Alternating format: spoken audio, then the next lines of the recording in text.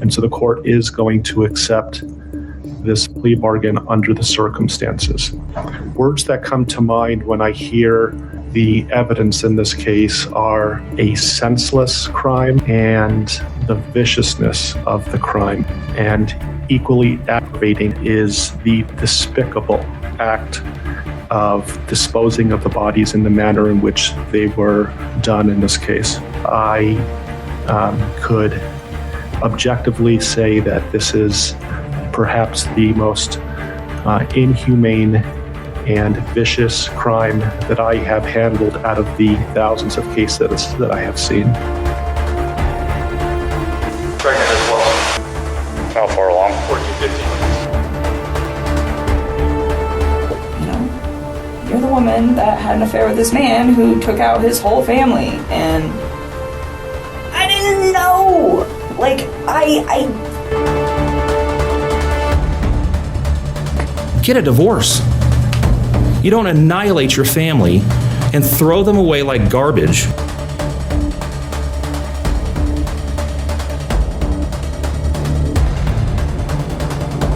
Well, one thing led to another, and 8 years later, we have 2 kids.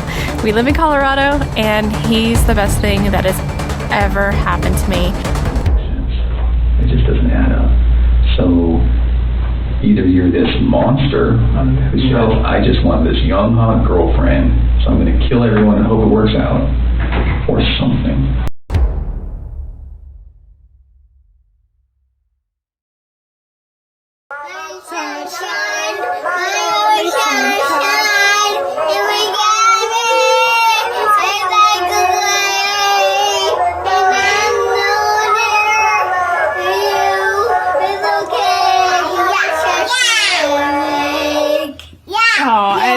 Good job. High five. High five, baby. We're excited, and Cece's on week 2 of potty training.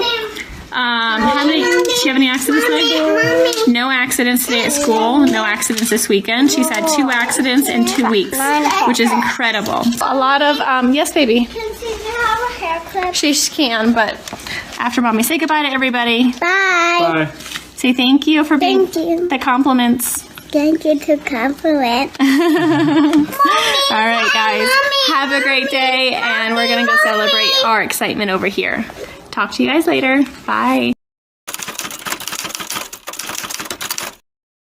Now to that stunning turn in the case of a missing mother and her 2 young daughters. Their father pleading for their safe return, but this morning, he's the one in custody. My daddy is a hero. He helps me grow up strong. We were there as Chris Watts walked into court just hours ago. He's facing murder charges. He has already admitted that he killed his pregnant wife and their 2 children. My daddy, I love you. Overnight, police towing this truck and collecting evidence at the home of a man arrested for the murder of his pregnant wife and 2 daughters. Cece. Love you.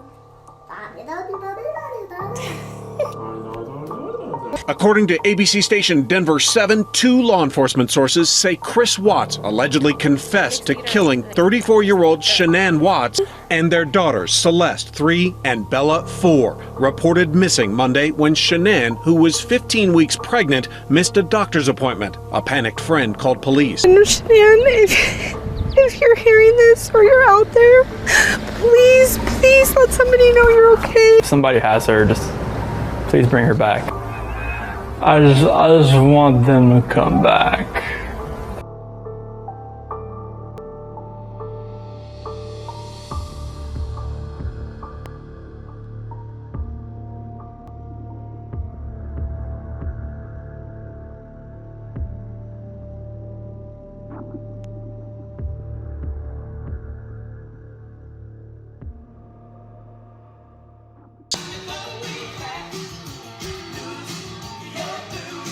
To even begin to try to understand this unthinkable crime, you need to know the Watts. You need to know some things about the Watts family.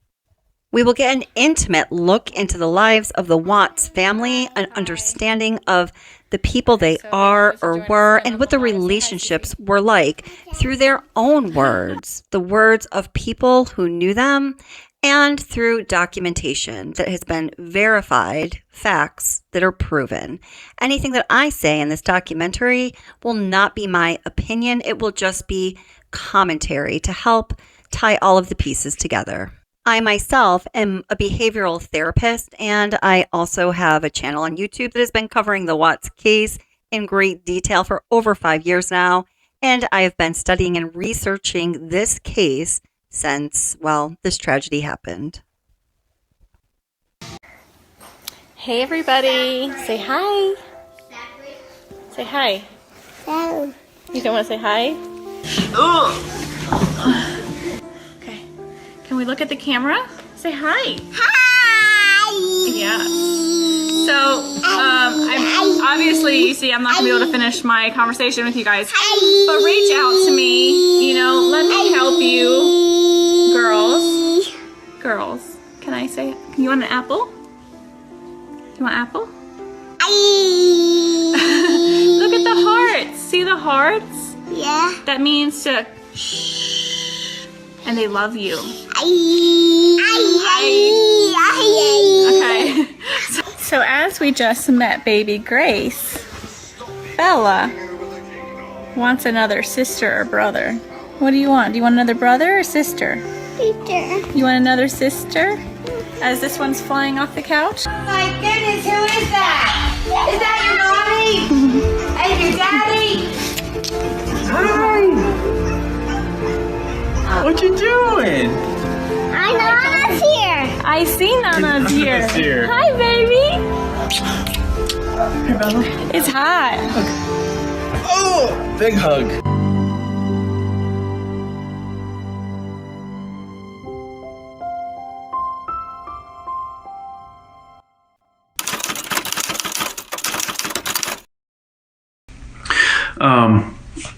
So what can you tell me about Shanann and Chris and their relationship?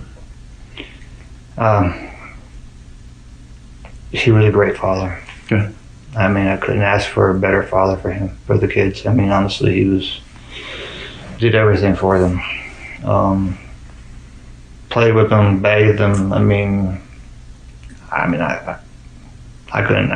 couldn't ask for someone better. Okay. Husband-wise, same way. Never seen any kind of problems with him.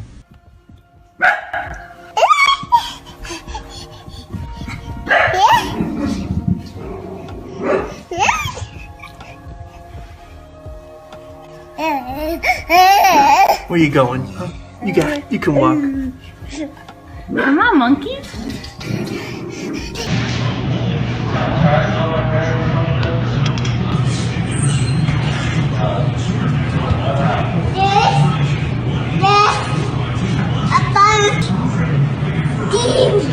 Daddy.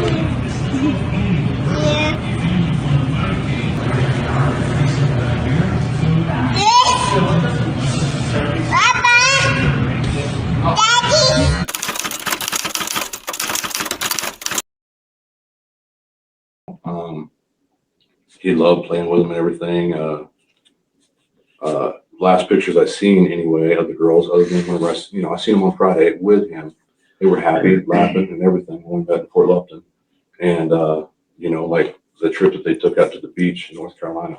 He always posts stuff like that. And for the most part, if anybody asked him about his kids, he would just light up. They were like the center of his world. It's what it seemed like. But now that we know what we know now, obviously that must have not been the case. Because any father that loves their children could never do something like that. Ready for the test? Yeah. You want to pass? No.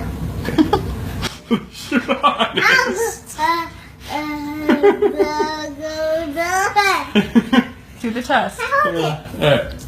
So what happens I know. So what happens in space? I know. Do you float? It's funny. Do you float or do you sink? Sink. Do you float or do you sink? Good job. This doesn't make any sense. It's completely. I know for sure she will not leave like that. So I just stopped her. And she would have never. She would have never lived like that. It's just something doesn't add up to me. We're not promised tomorrow, you know? We're not promised anything, but to be able to enjoy our children and every crazy moment, it can be super crazy. I'm not gonna lie, my kids are crazy.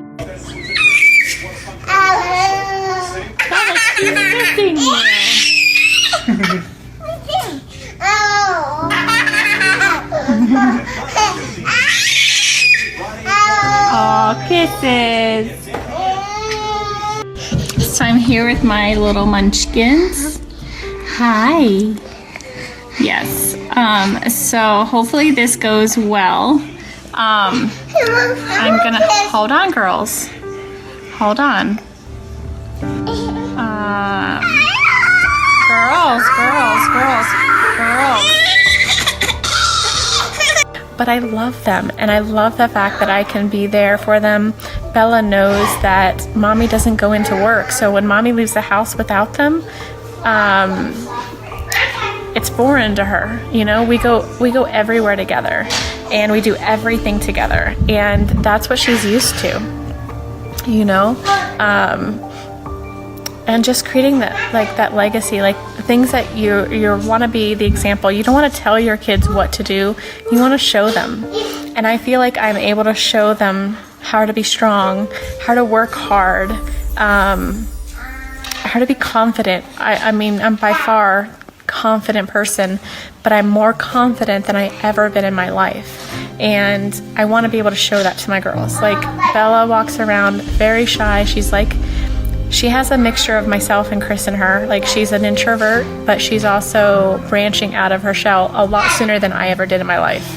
And so seeing her do that, seeing her come out, the teacher's telling me how she's doing in school. Like she's grown so much in school and at home. And I truly love that about her. I love that, you know, she's becoming more confident. Cece's definitely confident. That child is fearless, has confidence through the roof. She has that side of me when it comes to being, you know, willing to just go after whatever you want. She definitely gets that from me. But the thing is Bella starts doing things now that I do. She imitates me on a daily basis. She imitates her teachers. She imitates people that inspire her. And it just, you got to show your children what you are preaching. Like, don't just preach it. You have to show them. And I want to be that person that shows my kids. Shh, no yelling. Come here. My spot. We'll get a new spot. Dieter's on that spot. Say hi to everybody. My spot. It's just Dieter. Don't be. You sit right there. Okay, Cece. Shh. My spot. Dieter, look down. Okay, see, Dieter's down. Don't steal Cece's food or her spot because she'll let you know. Right, Cece? Right? Daddy. She is a hot mess. A hot mess. So, be nice, Cece. So, but I would love snuggling with her, but she never sits still longer than 2 seconds. Like, literally, she's already getting down. She kicks Dieter off and then gets back in my spot. Leaves me. So, he's not getting up here. Dieter. So, yeah, you guys, like, you have to take a leap of faith in yourself. No matter what it is in life, like, take that leap of faith and know that you can do whatever you want to do. And love what you do. Be happy with what you do. No matter what you do. I mean, if you're a teacher and you love teaching, teach. And teach your butt off. Like, you know, no matter what it is, you just have to love what you do. And I love what I do. I love I love it. I love the time freedom at the end of the day. So I'm kind of rambling. I don't even know if I'm making any sense at all. But I mean, like when Nikki went by the house, things didn't make sense to me at all because it just, she said routine. She said routine, like, she's OCD. She has everything in order. She literally has a plan for everything. She's not a person to derive from those plans. Like, this is what she's going to do. This is what's going to happen. The kids have times they go to take naps. They, things go a certain way. She has a routine. Then when she came out here, and I mean, this stuff here is not medical. It's not even, I don't think it's FDA approved or whatever it is. But when she came out here, people kept trying to get her to go on this stuff, and it helps, blah blah blah, and everybody's expecting, I don't know, I'm gonna spend all this money on this stuff. Who knows if it works? When she got on that stuff there, she stopped taking. From what I know, she said she stopped taking all her lupus stuff. And you're talking about the Thrive? Mm-hmm. Is that vitamins? Is that a vitamin patch? Is that what it is? Yeah, it's a patch. Yeah. It's a shake, and it's pills, and it's a boost. The boost works really good. You're going to have the skeptics. You're going to have the naysayers. Let's get this going. Let's get this show on the road and have a blast. I just want to look hot for you. Right? So I came out of my shell after with this product, and I blossomed. I became who I should be. Black Label got me dancing in the kitchen while I'm cooking dinner. Thrive, the company Shanann worked for, took over the Watts' lives for about a year and a half before the murders. For many reasons, it is impossible to tell this story correctly without talking about Thrive. The majority of the Watts home videos that you've seen so far in this documentary were filmed for the purpose of promoting the premium nutrition and lifestyle system that comes in the form of vitamins, shakes, skin patches, and other items known as Thrive by the company Lavelle. You're going to hear an excerpt from an interview with Jeremy and Jennifer Lindstrom. They were a couple who were very good friends with the Watts. This interview took place before anybody knew what happened, before Shanann, Bella, and Celeste were found. Chris Watts took Bella and Celeste to a birthday party at the Lindstrom's house on August 12, 2018. The day before the murders. At this time, Shanann and the girls were missing, and the investigators were trying to gain some insight into what the Watts' daily life was like as a family. So you said she's kind of a very regimented person. Is that true, like in her schedule too? And I mean, is she kind of a person of habit? She does the same thing every day? Yeah. I would say yes. That's why it was weird that the kids didn't show up at school. Because she's not the person that the kids wouldn't have been brought to their first day of school. Okay, you probably put it in the drawer. When was the first day of school? Yesterday. Okay. And our neighbors go to school. Their kid goes to school with their kid. Oh, okay. And he was like, yeah, I didn't see him there. And she'll always post on Facebook. Like, she's a big Facebook poster, to the point sometimes where people are like, okay, like, overkill. But she'll block her for a while. Like, she'll post the girls like hugging each other before school, and look at the cute outfit I put them in, and or she'll post a long list of, before I took the girls to school, because of my Thrive, I was able to do laundry, vacuum, get all this stuff done before I would leave. She does like people to know what she's doing. Yeah. Or if she's, making something that she's proud of for food, she'll post it on there of same thing at the same time so that she can get them on like a set. I think our Oh, okay. And that's how they go to bed, like. Oh, it did? And now they know every night, they know they have to go turn on their white noise machine and get in their bed. She's the one that can come up with an idea and she will stick it out. Okay. Yeah, like this whole Thrive thing. I mean, She's been doing that. She's stuck to it for a long time, and She's doing good She's doing because she's good. consistent. Yeah. There's not a lot of consistent people in the world that can follow. Like, oh, I'm going to do this week and actually do it. That just sucks that she's missing.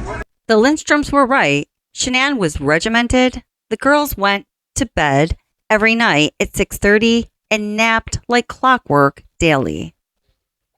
Like nearly everyone who knew the Watts, the Lindstroms were mistaken about the Watts' financial standing and Shanann's success selling Thrive.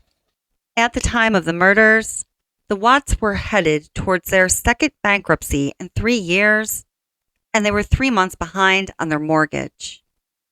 Just like with most MLMs, for every dollar Shanann earned through her business, she had to invest 10 to keep her stay-at-home business afloat. I gotta print out this label. I gotta go to the post office real quick while the girls are sleeping. So, I have several packages going out today. I have some samples going out. I have some special goodies going out. I decided to go live because, you know, I don't have time to text anymore. It's so much easier to go live and to share my thoughts and feelings with you guys right here on live video. Right here on live video. So you probably hear a lot of background noise. They're laying asphalt right now. I need my Pure.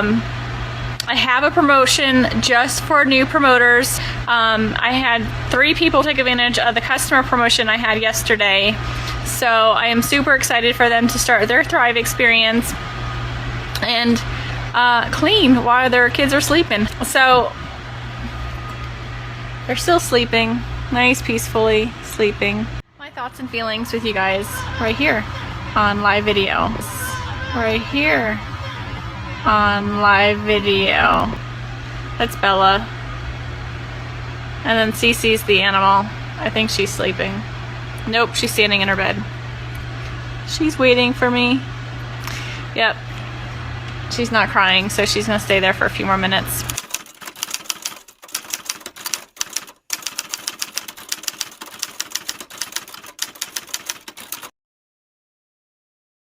Because, you know, Boost is an amazing immune booster. It definitely alkalines and your pH balance and everything. So 2, 4, 6. I am so excited. I'm thriving with you. This one says, I am confident, determined, and successful. And I am very confident this morning. And I'm very determined, and I am going to be extremely successful.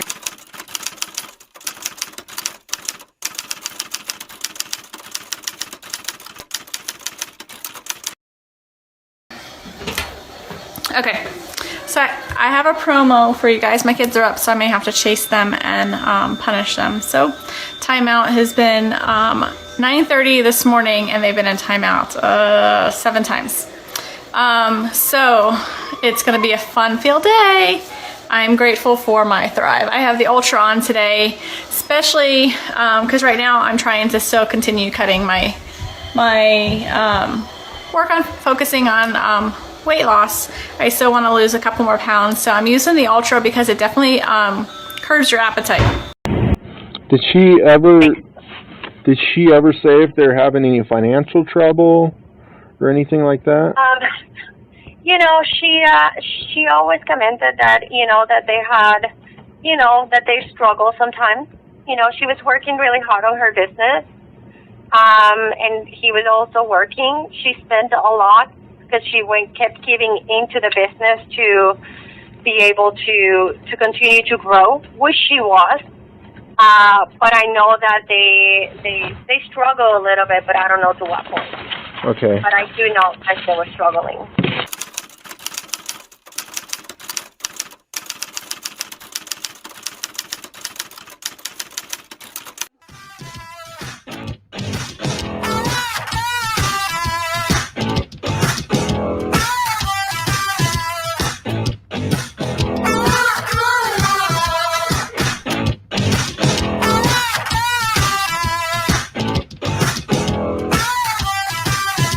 You're still alive.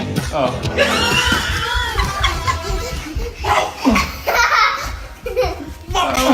Jeez. 100 miles an hour. You're losing audience, Chris. Turn the camera around. Why don't you do pull-ups? No, I'm good. Gotta catch these two. A lovely day in the life of Cece. Mommy's got her black label on. Mama's not playing. Cece, Bella, honey, stop pushing your sister right now, or you're going to bed. Bella, I'll get it from her. Stop, I'll get it from her. She's off. And she's out. Where is she? Ooh, there she goes. Bella, cut it out. I'll get it. Stop, I will get it from Cece. Cece? Bella's No, Cece. Cece. Do squats. Hey.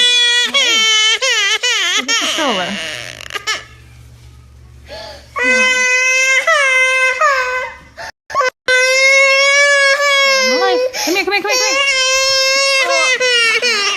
Let's go watch Mickey. Come on. Oh. You want to do squats? You want to squat with mommy? Okay, let's do our squats. Ready? Watch this. Squat. Go ahead, squat. Squat. Oh.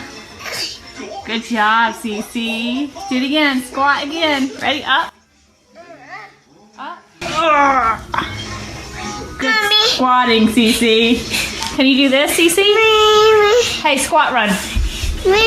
Here, squat run. Cece. Cece, come squat run. Bring her here. Okay, we'll play Minnie. Turn her around. Bella, stop. Cece wants to play with this. It's not gonna work, baby. Too late. Oh yeah? Cece, get on Daddy. You just do supervising? You good? Alright. Cool. No purse, Cece. No Hold on to purse. Daddy. Oh, don't do This it. is what Thrive Duo does to you. Cece's Oh my gosh. Thrive Duo with Cece.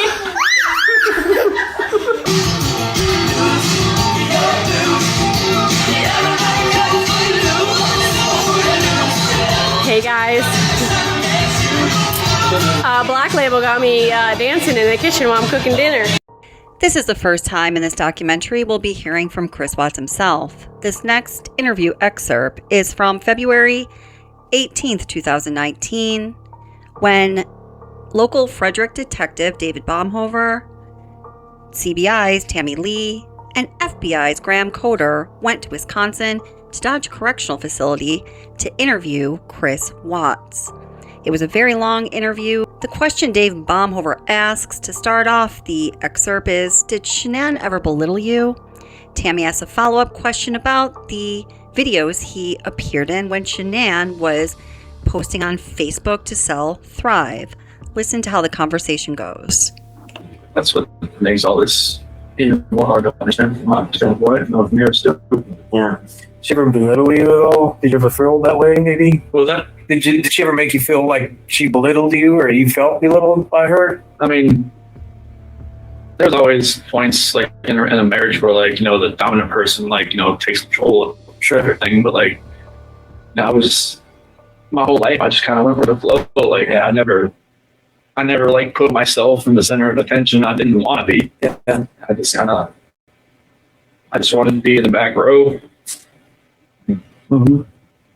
So I mean, if she did belittle me, I couldn't pick a point or time. She never really felt that way. No, I mean, I always knew I was like, you know, the introvert. And she was the, you know, she took control of most situations. Like when people came over, like, you know, I knew what our role was. Yeah. Like I watch videos of like cooking, you know, or she'd make like powder balls or, you know, or like protein balls. I mean, it's really delicious. Thrive Bites, right? Good job, Bella. Yeah. You just don't seem like you want to be in those videos. No. Like I feel like you were being forced to be in those videos. And correct me if I'm wrong, but Yeah, welcome to the 12 days of Christmas, Lavelle Day, and even though I like to claim that I could probably cook, I can't at all. So I'm gonna let my wife do all the cooking. She's gonna make up some Thrive Bites for us. And I'm gonna go wash my hands real fast. Uh-oh. She's gonna leave me here alone. Oh, we got some people joining. Bella, look. Got people looking at us. Say hi. Yeah, that's what I think I'd say. I hated being excited. I mean, I did it because for her, because it was for her business and stuff. But like, it was. No, I didn't. I hated just being out for everybody to see. That's why, like, the whole like the gender reveal thing. I was just like, I didn't want it to be like some live Facebook video. I'm just like, no. Yeah, but like, I never wanted to be out there. But I know I'm like. Well, even when we talk about this a lot, Tammy and I and Dave, even when it was, I think it was Florida on some Lavelle or Thrive thing, and she's like, here we are, and it's all expenses paid, and I was like, I remember looking at you and thinking, like, he is not into this video right now. no, you don't look into any other videos, I'll be honest with you. I wouldn't be there. Yeah. Yeah, I mean, I remember you talking about, like, she would even post stuff for you. Like, you're technically a salesman, too, of Lavelle, of Thrive. Like, she put me underneath her, not like anything, like any of my friends or stuff. Like, anything I do would help her. Right. So it was just, I would send her pictures. Like, I should take a picture with your patch. I'm like, okay, send it to her, and then she'd make a post about it. She eventually was like, I need to take more control over like your business and stuff. I'm just like, I don't know what to talk about. Right. Like if I want to talk to somebody at the mall or at the pool or somebody about this, I just stumble all over my words and just like, they'd be like, okay, bye. But no. Yeah. Yeah, I'm not a salesman. Jesus. I mean, she could sell everything you're wearing back to you. Right. And you wouldn't even know it. Like, wait, I just paid. Right. I paid $20 for it. Yeah, it's those videos were not me. I did it just to support her. Like she always say, "Oh." Could you tell her no? Could you say, "I don't want to be in that video," or was that an option? Probably not an option. I mean, it's like she would have been like, "Oh, what? This is to help our family. This is for to help this and that." So I couldn't have told her no. I mean, it would have made her mad. I'd be like, no. I wouldn't even start that. It's because it's for the business, it's for the family. I was just going to try to help out wherever I can. Right. Did that actually make money? Mm-hmm. So not only just more sales, but it actually put money in your guys' pocket. Mm-hmm. Okay. And she made probably in that last year, probably as much as I did. On commission, basically? I mean, I know that's a simplified version of it, but... Yeah, I mean, it's, they don't take taxes out on it, so... Yeah, right. So that was like the good thing, and they pay for your car. Mm-hmm. So, did they give you an allowance or something to buy a car? Yeah, once you're a certain level, like a 12K or above, they give you a car allowance once a month. I'm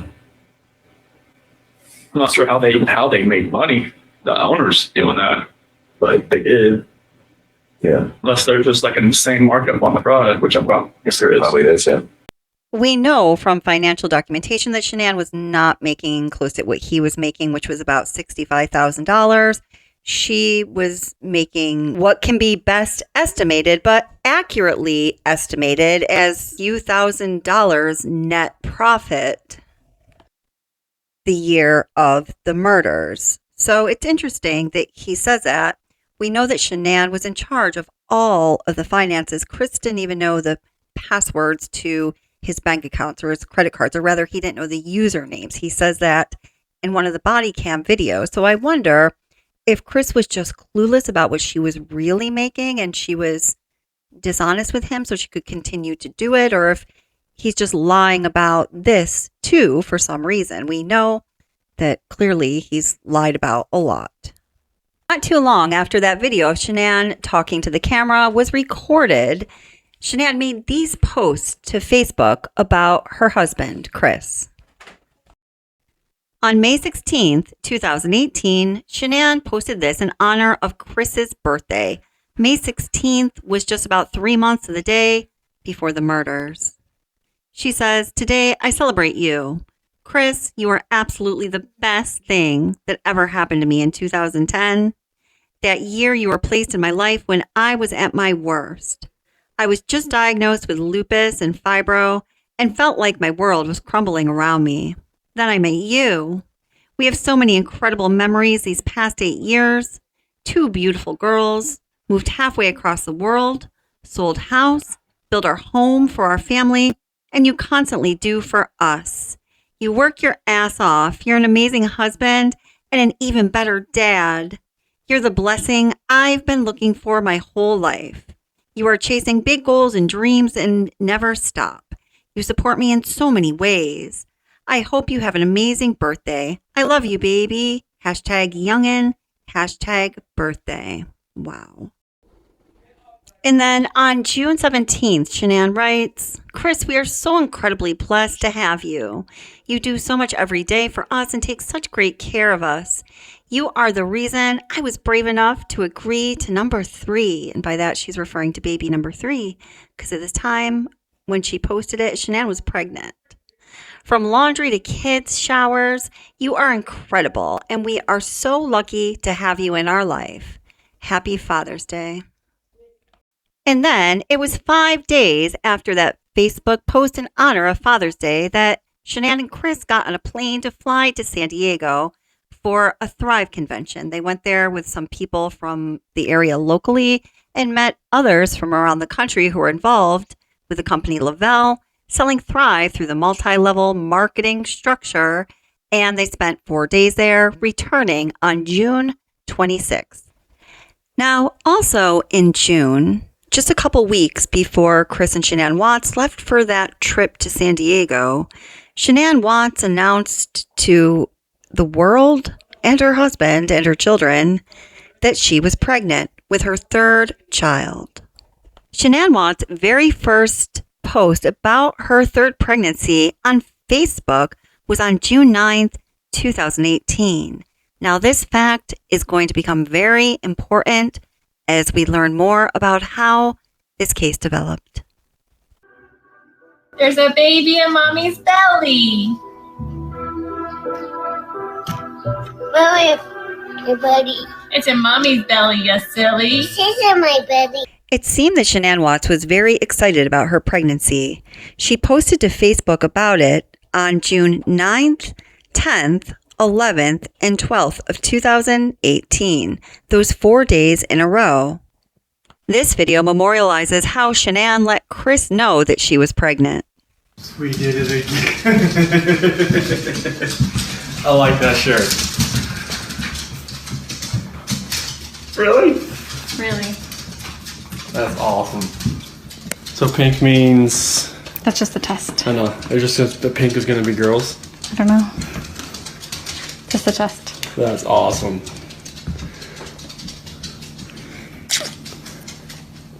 Guess when you want to, it happens. Although we already saw Shanann tell the girls that she had a baby in her belly, she video records herself telling them again. Well, Chris actually is recording her telling the girls that she's pregnant. Guess what, girls? Mommy has a baby in her belly. Are you guys excited? Yes? Are you really excited? Oh my goodness. Come give me hugs. Oh. I love you, girls. I got the baby a hug. You want to give the baby a hug? I love you, Bella. You're so sweet. Give me a kiss. Mommy. Mommy. A few days later, Shanann posts a video in which she's talking about going to the doctors in a couple of hours. It's her first appointment after finding out she's pregnant. In the video, she states that Chris was planning on going to that appointment with her. I know. Boy. Chris wants a boy. I hope it's a boy for him. Then later on that day, she makes this post to Facebook. Chris is hiding in the field from tornadoes. He'll miss the first ultrasound. bringing Bella in his place. She's excited. Now, I mentioned the specific dates that Shanann first posted about her pregnancy were very important to this case. And also that she posted about her pregnancy 4 days in a row. Those specific days in June is also very important to the story of how this case developed. In June, Shanann found out she was pregnant, told her husband, announced it to her children and to the world. Chris and Shanann took that trip to San Diego. And something else that's very important to how fate ended up as it relates to this family happened in June.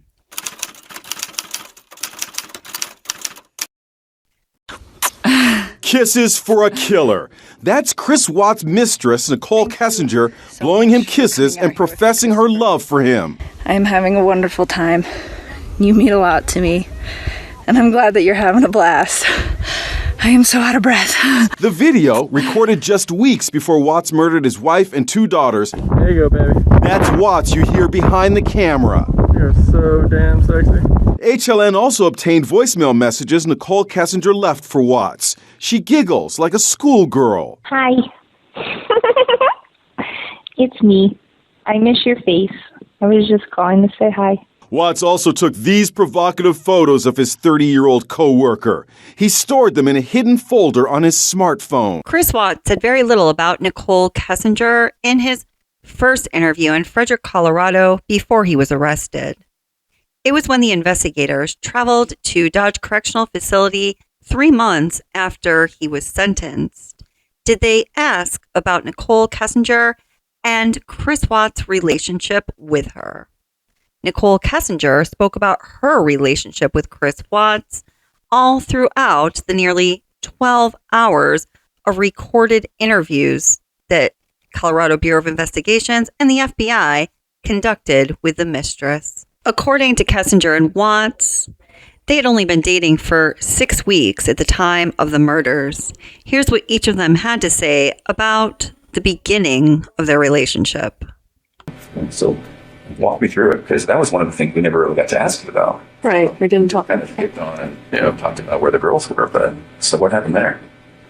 So it was probably around June 1st or something. That's when I first met her. And it was just like a work conversation. She messed with the gas meters that, were out in the field. And I was messing up, and then, I took it to her like, hey, what's going on with this? Like, how do I fix it? And, after that, we just ran into each other a few times. Yes. Okay. So can you just take us through kind of a little bit of the early part of how he courted you or you courted him? I don't know which one happened. How you guys got to know each other? I guess we just started talking. He actually, so part of my job is to manage the gas monitors that we have. So Anadarko requires all of their field personnel to carry gas monitor sensors for toxic gases, and it's my job to control the inventory, any issues, anything like that. And we were having some pretty serious equipment issues, and we had numerous amounts of people coming in my office one day, and he happened to be one of them. And I'd seen him before, they meet in the lunchroom, and that's where I go put my lunch in the fridge. So I'd seen him, but I didn't ever talk to him. So that day we just started talking, and then every time I saw him in the hallway after that, and it was always hit or miss, it wasn't an everyday thing, it was just when I saw him, we just started talking, and we just kind of had a lot in common and just hit it off. I think it was probably the 4th time meeting. She had asked me, because when we were talking back and forth, I would say, we moved here from Colorado or from North Carolina and stuff like that, and then she was like, "What's all this weed stuff?" Because I took out my phone and showed her a picture, my girl's on the phone. It's like, "Oh, okay." She's yeah, I didn't wear a ring of work because I sent it off so to get refitted after I lost all that weight. So, but you lost so much weight that your fingers lost weight. Yeah, it was literally I was out in the snow one time. I went like that. My ring went off on the rocks. So I was panicking, trying to find out I can't wear this anymore. But so after that, she left me alone for a couple days, and she texted me outside the field. And then after that, we just kept texting back and forth, and it was just she used to work in a little rig out in North Dakota, I think. And we just kind of trading the stories back and forth about what we did and everything. And then one day it just kind of went to a different level. And then I never thought it would ever go to that level.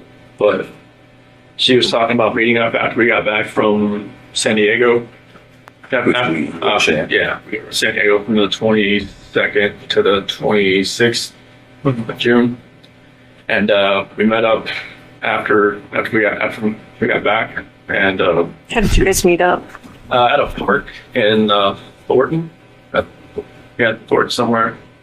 And after that, we just kept seeing each other pretty much the whole month of July.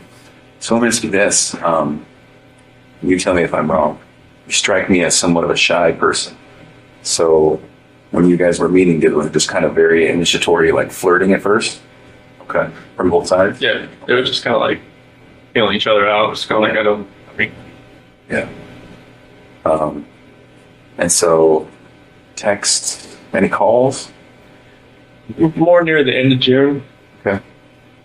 And what makes you remember that it's June, that it happened? Because we called each other before I left to go to San Diego. So in June, after Shanann learned she was pregnant and, of course, shared that with her husband, as we just saw, before they went to San Diego, Chris Watts and his mistress began communicating, and they talked on the phone, he says, before Chris and Shanann went to San Diego. Something very interesting that we can learn through studying the discovery is that the first recorded conversation between Chris Watts and his mistress happened over company email, Anadarko email.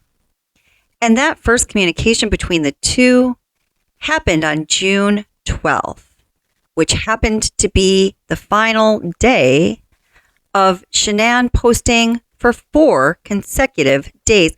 The first 4 days that she posted about her third pregnancy, as she shared with her family and the world that she was, in fact, pregnant. It was on that 4th day when Chris and Nichol communicated for the first time, according to what's on record. The first recorded communication between Chris Watts and Nichol Kessinger was an email from Nichol Kessinger to Chris Watts' work group. Now, the discovery documents disclosed that there was only one group of emails between Chris Watts and Nichol Kessinger. They all happened on this day, which indicates to us that no emails were exchanged between the two prior to June 12th, 2018. She says, "Gentlemen, I spoke with my gas monitor vendor regarding your app access. Our account has been reset. Please continue to use the same credentials you were provided upon receiving your unit." Now, there is no record of Chris Watts replying directly to Nichol Kessinger by Anadarko email in regards to that group email she had sent out. So the next email that we have is also on Tuesday, June 12th at 10:55 a.m., and it is to Chris from Nikki. It says, "Chris, thank you for being honest with me this morning. Truthfulness is so underrated in our culture. Saludos cordiales, Nikki." And he says to her, "Nikki, I'm a straightforward guy. Lying complicates things. I think you're absolutely stunning. From what I've learned about you so far, you seem like an amazing person. I hope to continue to get to know you better since we have a lot in common. Chris Watts." And she says, "Chris, agreed. It is always nice to find people you can relate to. I enjoy talking to you as well. I feel understood. I am looking for someone to build a beautiful life with. Seems so simple, but so unrealistic sometimes. Build something similar to what you have done with your wife and those cute little girls. I do believe in karma, so out of respect for myself and your family, I think it's best if we keep that friendship at work. By the way, I keep the conversations we have between us." Now that you know about the timing of the first communication between Watts and Kessinger and exactly what was said in those communications, it's important to know that Kessinger said that she believed that Chris Watts and his wife were on their way to a divorce, that they were separated, and that they were getting officially separated ever since the first time Chris Watts spoke to Kessinger about his wife. So that day we just started talking, and then every time I saw him in the hallway after that, and it was always hit or miss, like it wasn't an everyday thing, it was just when I saw him, we just started talking, and we just kind of had a lot in common and just hit it off, so we'd always have, pretty good conversations. And then, I don't know, one day he told me that he had kids and started talking about his kids, and then mentioned, yes, that I have a wife, but we're getting separated. I said, okay. And When do you think that was? When he said all that? So specifically when he told you he was getting separated from his wife, was that within the first couple of weeks that you knew him, or was that later on? You said you met him around May or June. Yeah, it was still in June. Okay. It would have been before Father's Day. The problem with Kessinger's assertions about her knowledge of Chris Watts' marriage and the status of his marriage with Shanann is problematic. It conflicts directly with other evidence that has been made available about this case. For example, let's just look back at those emails between Kessinger and Chris Watts that we just read. Remember, she said, I am looking for someone to build a beautiful life with. Seems so simple, but so unrealistic sometimes. Build something similar to what you have done with your wife and those cute little girls. She also maintains that she was not aware that Chris's wife, Shanann, was pregnant until after the murders. So, like all of it. Because we don't have it on tape, we discussed prior to turning the tape on Tuesday, which would have been the 14th of August, you had read some newspaper articles on the 13th and the 14th that regarded this case. You had also had a conversation with Chris at some point during the day on Monday. And on Tuesday, because of what you found, specifically what you said was, and don't let me put words in your mouth, but you found out that his wife was pregnant. Yes. And you did not know that prior. And you found that out via the newspaper articles, and that caused you concern. Well, I just realized that he was lying to me, and I was like, well, if you can lie to me about this, what else are you lying to me about? And it made me realize that maybe his wife was in danger at that point, and it was day 2, too, and she still wasn't home. You likely know just from seeing Shanann Watts, the few of Shanann Watts' pregnancy posts. She posted about her pregnancy to Facebook 30 times in the first month that she was pregnant. That's a lot. And also we know from the discovery documents that Miss Kessinger had a habit of Google searching Shanann Watts, Chris's wife, and when you Google search Shanann, what would come up? Her public Facebook. So you likely already know that Nichol Kessinger had to be well aware that Shanann was pregnant and that she's lying about just finding out that Shanann was pregnant after the murders to investigators. But what's even more troubling, perhaps, than knowing that Chris Watts' mistress knew that he was married and his wife was pregnant during the entire course of their relationship, and even so, when she was questioned by the FBI 2 days after the murders, and then the Colorado Bureau of Investigations 3 days after the murders, and 3 times thereafter, she lied to them all every time and told them that she only learned of Shanann's pregnancy after Shanann, Bella, and Celeste were murdered by her boyfriend. The unease with the mistress's statements doesn't end there. As she continues to talk to investigators, we learn that she claims it is because she learned Shanann was pregnant only after the murders that she decided to delete all messages, all communication between herself and Chris Watts. She deleted him as a contact in her phone, all photos she had of him, and any trace of her knowing him or communicating with him from her mobile device. She also instructed Chris to do the same. Listen to her justification here. What did that cause you to do with your phone, though? Oh, what? When I deleted those? I was just kind of grossed out by him, to be honest with you. I was just like, I don't know what's going on right now, but you just lied to me, and I don't want to see this come over my phone anymore. So I removed it. So you already said, but you removed text messages? I deleted all of his stuff because he lied to me. I mean, that's what it was. It was the hurt that made me delete it, and then it was the lie that made me start questioning everything else he'd been telling me for the last few days. And that's when you decided to come forward? Yes. Okay. So just for context, yes. When people delete stuff off phones, usually we go, hold on a second. No. It wasn't malicious at all. It wasn't malicious at all. He lied to me. It just hurt. Like, I had never felt like he'd ever lied to me before. And it was a big lie. I mean, telling somebody that you're in the midst of a divorce and then you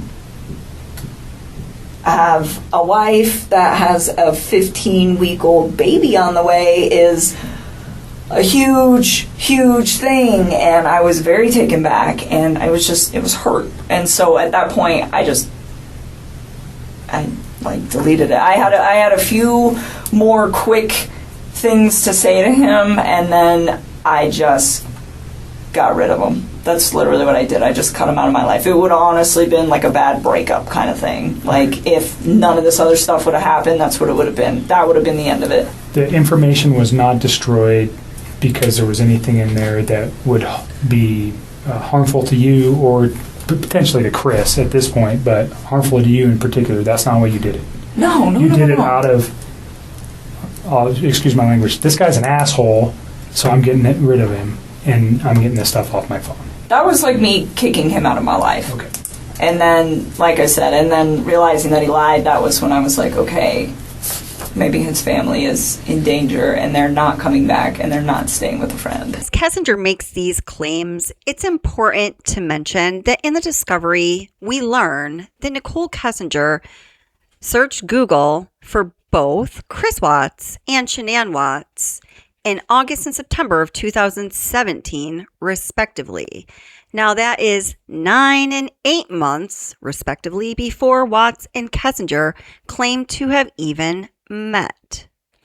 There is a rumor out there, as it pertains to this case, that those searches by Nichol Kessinger for Shanann Watts and Chris Watts didn't actually happen, that they were just some kind of a typo. And I can tell you why that rumor started. So this is how the story goes. Listen carefully. When the discovery documents on the Watts case came out in late 2018, and people saw that Nichol Kessinger searched Shanann Watts in 2017, September 1st, 2017 to be exact, they were shocked. They were like, oh my gosh, how did she even know who Shanann was? What is really going on here? This is really kind of a big revelation. Now, the discovery documents do say also that she Google searched Chris Watts in August 2017, but it was a search for Shanann Watts that made a bigger splash. And I'll tell you why that is in a moment. So this article came out on Crime Online, dated December 6, 2018.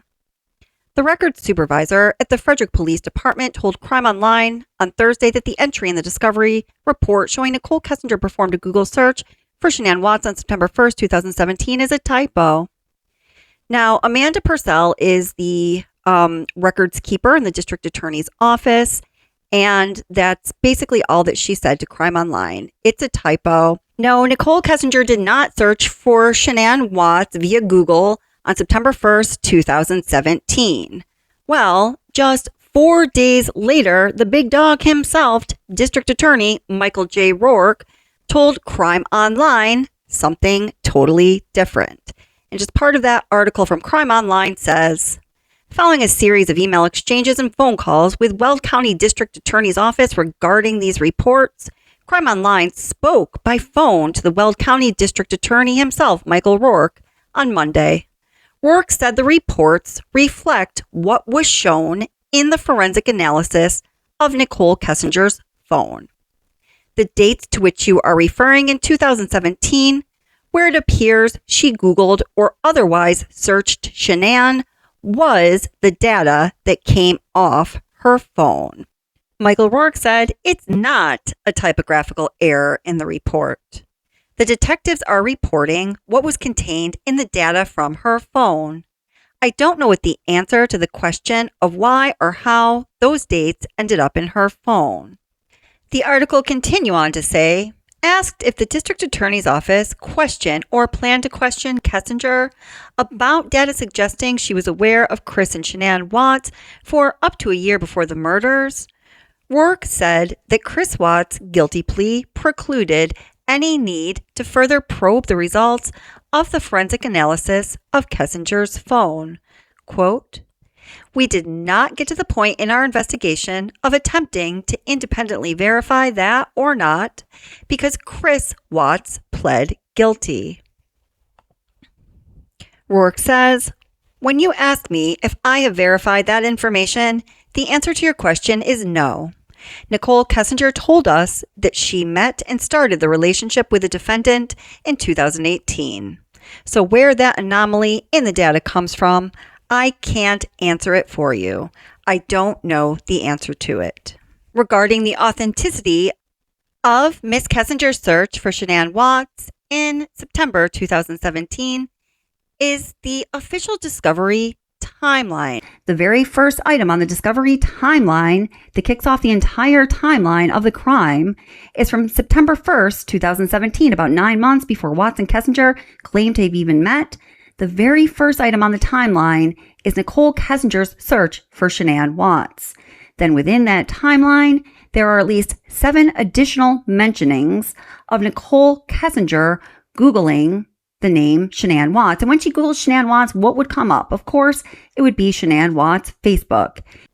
So let's take a look at what we do know from the record of all of Nichol Kessinger's searches for the name Shanann Watts or Chris Watts based on the discovery documents. Well, we do know for certain that Nichol Kessinger knew that Shanann was pregnant. She Google searched her name so many times after Shanann made so many posts about her pregnancy, it's virtually impossible that Nichol Kessinger did not know that Shanann was pregnant basically from day one.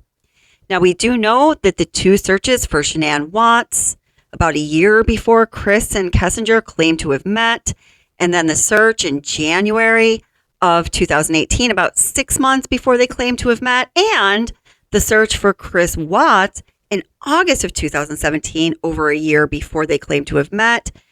Those searches did in fact happen. They were conducted by Nichol Kessinger on her device, but according to District Attorney, we have no idea why she would have been searching the couple before she even met Chris Watts.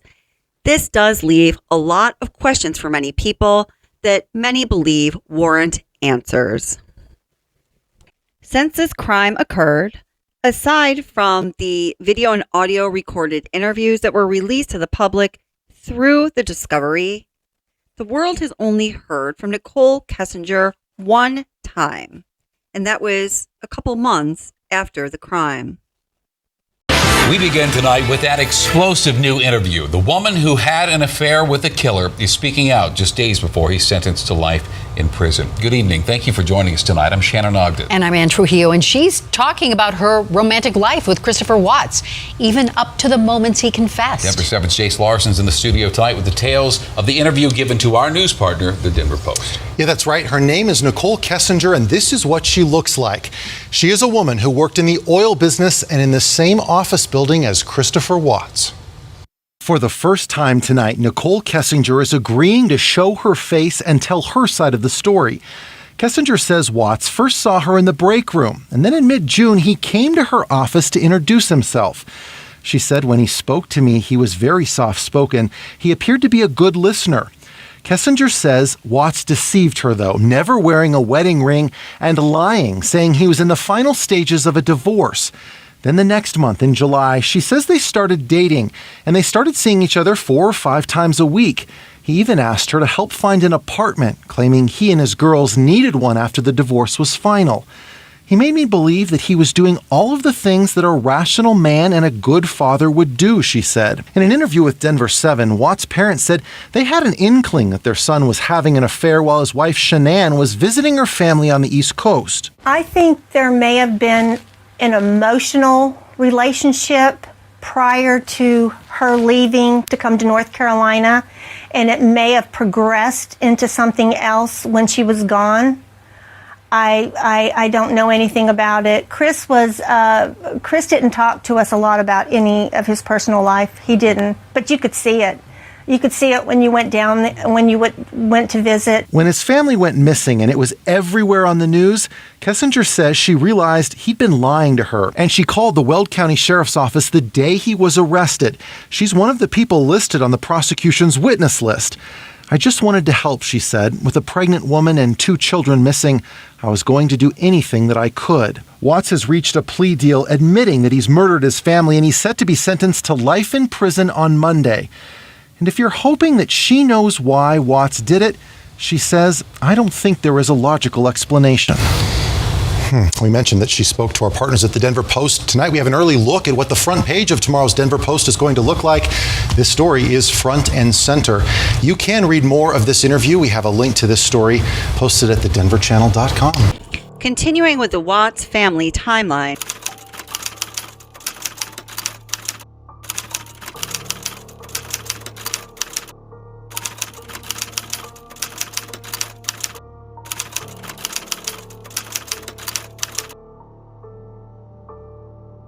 I feel really blessed this summer. I'm going to San Diego with Chris. We're going June 22nd through the 26th. No, the 26th we come home at 1:30 in the morning. And then the 26th, that afternoon at 5:30 at night, Bella, Cece, and I and my dad are flying back to North Carolina for 6 weeks.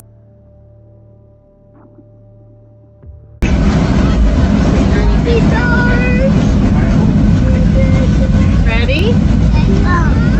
Set. Hold on.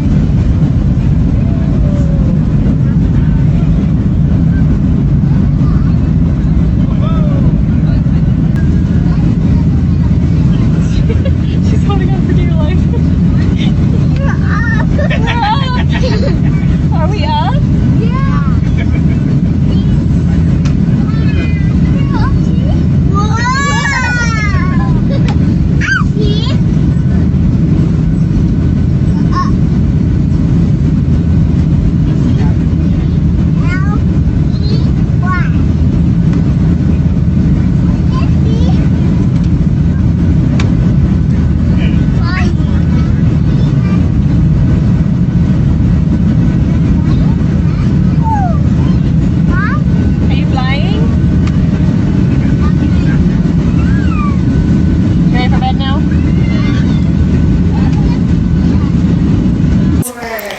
Weeks we're going to be in North Carolina, Cece, right? And we're going to go spend time with our families and friends and everything else. Was that fun? No, go back out there. Daddy's on here watching you. Let me go get you a towel. Is that fun? Mm-hmm. Did you have fun? Mm-hmm. Did you play in the rain? Are you playing in the rain? You played in the rain. You got all wet. Say hi, everybody. Did you play in the rain? Mm-hmm. Yeah, was it fun? You got all wet too. Bella kind of did. She didn't like it too much. She didn't like it. No. It's fun playing in puddles. I know. Cece was having a ball in it, right, Cece? Mm-hmm. Mm-hmm. You want to go back and do it again? You want to go inside, or do you want to play in the rain again? I'll play inside. You want to go play? No, that's a bug, yes. Bugs the size of birds. Are you talking? I'm on live. Do you want to go back out in the, you want to go back out one more time before, go get the squirrel. Go get it. Mommy, get him. Go get him. Mommy, get him. I'm not getting the squirrel, you go get him. You can't catch no squirrel. He's like a rabbit. Bad. No, I can catch the rain very fast. You are very fast? Cece's loving the rain. My hair's not loving it. But the kids are having fun. That's all that matters. At the end of the day, I have no idea where they're going. Play in the puddles. Hold on. Hey, there's big puddles over here in the driveway. Yeah, but there's rocks there, boo. Oh, yeah, there's rocks. It'll hurt their feet, make them strong. So, all right, you guys, I'm gonna go fetch the kitties. It pretty much stopped raining. It's kind of just drizzling right now, but last night was a downpour.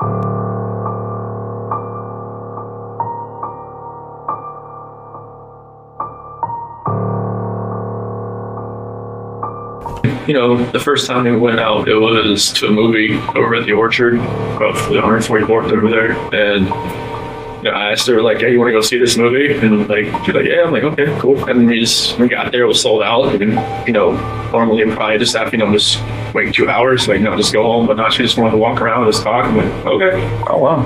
So that was different. And, you know, I think she wanted to go to the car museum, Shelby Museum in Boulder. I've never been there. And That's right up your alley. Yeah, I was just like, that was awesome just to walk around cars for like an hour or so. It was either the 6th of July or the 7th of July. I was looking at the wrong one. So Sunday the 6th? Pardon me. No, I think, because that's what I'm saying, I didn't think it was a Sunday. So it is either Friday the 6th or Saturday the 7th of July. I'm sorry, I was looking at the wrong calendar. So because I remember that was like our first outing. That was like our first date, and it was the weekend right after my birthday week. Okay. So it had to have been, either probably the 6th or the 7th. And then we didn't go anywhere again until the next weekend. And that weekend, on Saturday the 14th, that's the day that I went to his house, we went up to Boulder and we went to the Shelby Mustang Museum. So this was July 14th. Okay. Yeah, so we went up there, took a tour, and then after that, we left. And do you remember what time that would have been? That we left? Mm-hmm. I don't know. Well, what time do you think you got to the museum? Oh, God, I don't even remember. Morning, afternoon, night? I think it was pretty, decent time in the morning. I bet you we got there at, 11 or so, because I remember it took us probably, an hour and a half to walk through it. I think it's a small museum. And then after that, we were going to go to lunch in Boulder, and then we decided not to. And then we went to his house, and I dropped him off, because I had picked him up to go to the museum. So I dropped him off at... You're driving your 4Runner? Yeah, we drove my 4Runner all the time. I told you I was only in his vehicle one time, and I think it was so he could go get gas or something. Everything, all of these adventures were all done in my truck. Okay. So then we went to his house, and we were over there for a little while, but then I was just like, I don't really want to be here, so I left, and I left him there. He didn't go with me. At his home? Yeah, I left him there. And then, drag race in Vandermeer. Okay. I haven't been to a drag race since 2008. And that was in Charlotte. Okay. That was the drag strip over there. This the NHRA, the Top Fuel and Fun Car stuff. Me and my dad used to grow up. Yeah. Go there all the time. At this point, the events in the Discovery timeline reflect what is going on between Chris Watts and his wife and Chris Watts and his mistress. Between the dates that Chris and Nichol Kessinger talk about going on through their interviews, I'm going to leave pages of the Discovery for your review.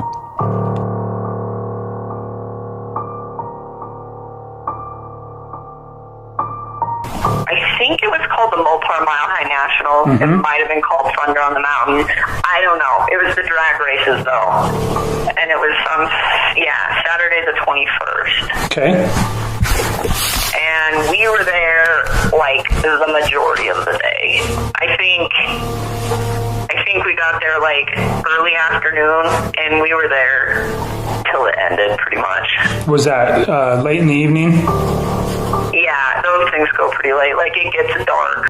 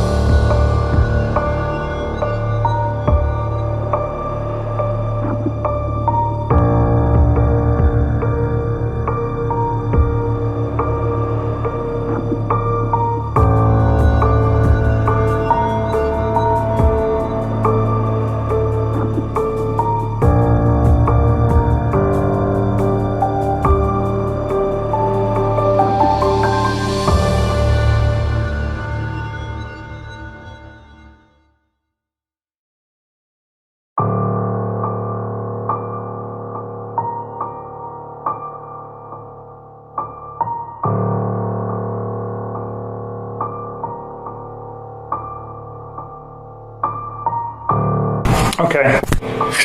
And then like went camping in Sand Dunes National Park, and I'd never been camping. I always wanted to do it. Thought she'd done it like countless times. Oh, really? Okay. She's outdoorsy? Yes. Okay. Yeah, she I guess she every time like she needed to clear her head, she'd just go by herself, just go somewhere. Oh. Yeah. But she's a completely new type of person and relationship. Yeah. Okay.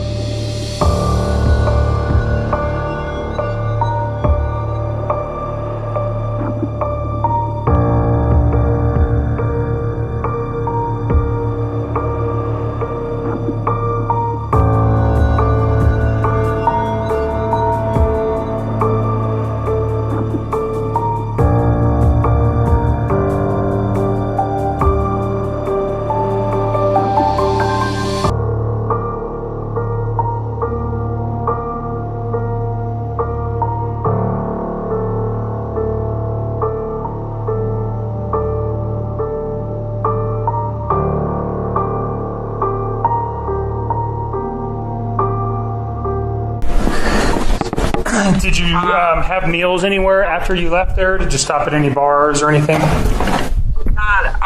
Okay, so that day, I'm glad you brought that up. Prior to going to Vandermeer, we went to, what is the name of that little town? It's not Evergreen. It's like in between Lakewood and Morrison. Morrison, We went to okay. Morrison. And there's a patio bar there. I do not know what it is called. It's on top of an Italian pizza place. I think it's literally called like the Morrison Grill or Morrison Patio Bar, like something real simple. And we went, it's just like a rooftop bar. And you went before the drag races? Yeah, we went before the drag races. Okay. And we hung out, there probably for a while. I think we were there for a little while. We ate there. So that's where we got So food. you ate lunch there? Yeah, we did. Okay. Tacos. Okay. This is a really good bar, by the way. Yeah, so we did that, and then we went to Vandermeer, and then I don't know what we did after Vandermeer. I think we just went to his house. I'm almost positive. Like, I don't think we did anything after that, because it was pretty late. Okay. And then on the weekend of July 28th through the 29th, we went to the sand dunes. We went to the Great Sand Dunes National Park. Down in Alamosa? Yes.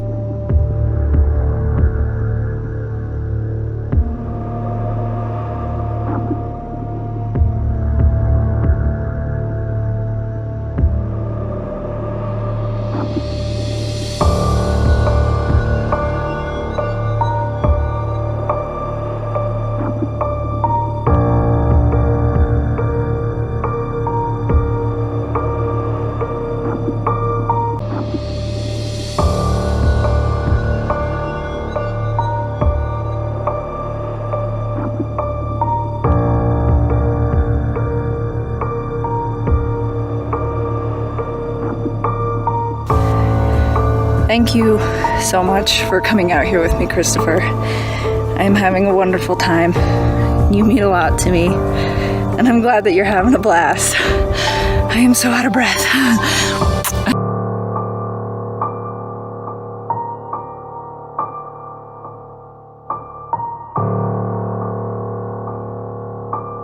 You know, the first time we went out, it was to a movie over at the Orchard, off the 144th over there, and I asked her, like, hey, you want to go see this movie? And, like, she's like, yeah. I'm like, okay, cool. And we got there, it was sold out. And, normally I'm probably just have, just wait 2 hours, like, just go home. But now she just wanted to walk around and just talk. I'm like, okay. Oh, wow. So that was different. And, I think she wanted to go to the car museum, Shelby Museum in Boulder. I've never been there. And that's right up your alley. So yeah, I was just like, that was awesome just to walk around cars for like an hour or so. It was either the 6th of July or the 7th of July. I was looking at the wrong one. So Sunday the 6th?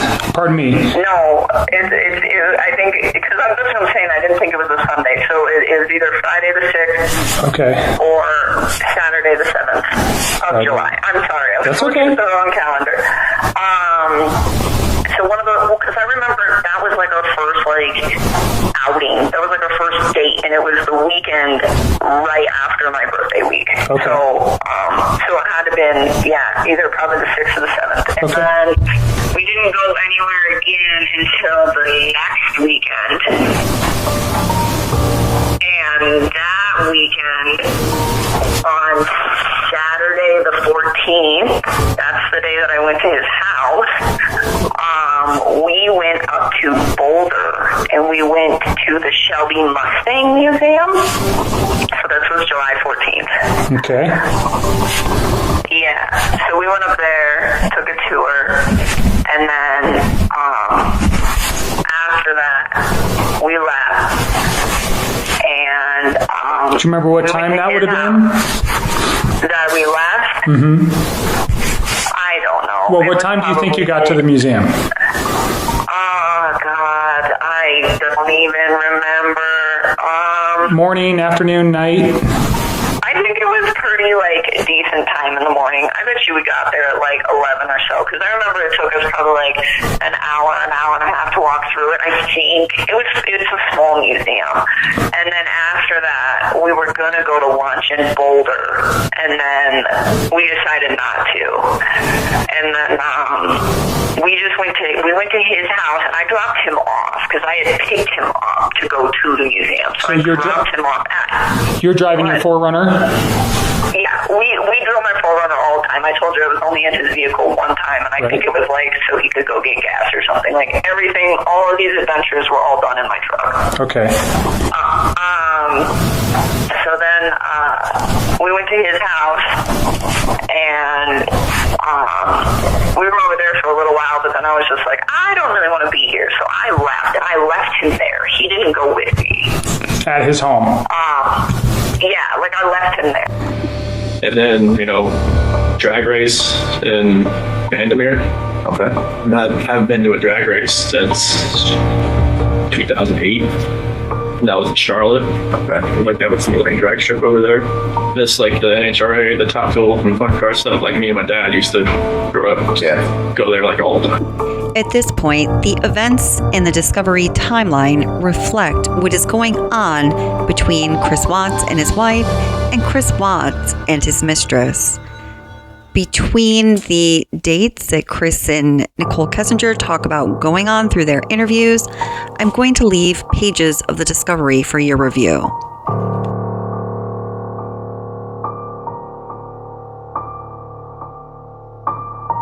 I think it was called the Mopar Mile High Nationals. Mm-hmm. It might have been called Thunder on the Mountain. I don't know. It was the drag races, though. And it was, Saturday the 21st. Okay. And we were there, the majority of the day. I think we got there, early afternoon, and we were there till it ended, pretty much. Was that late in the evening? Yeah, those things go pretty late. It gets dark.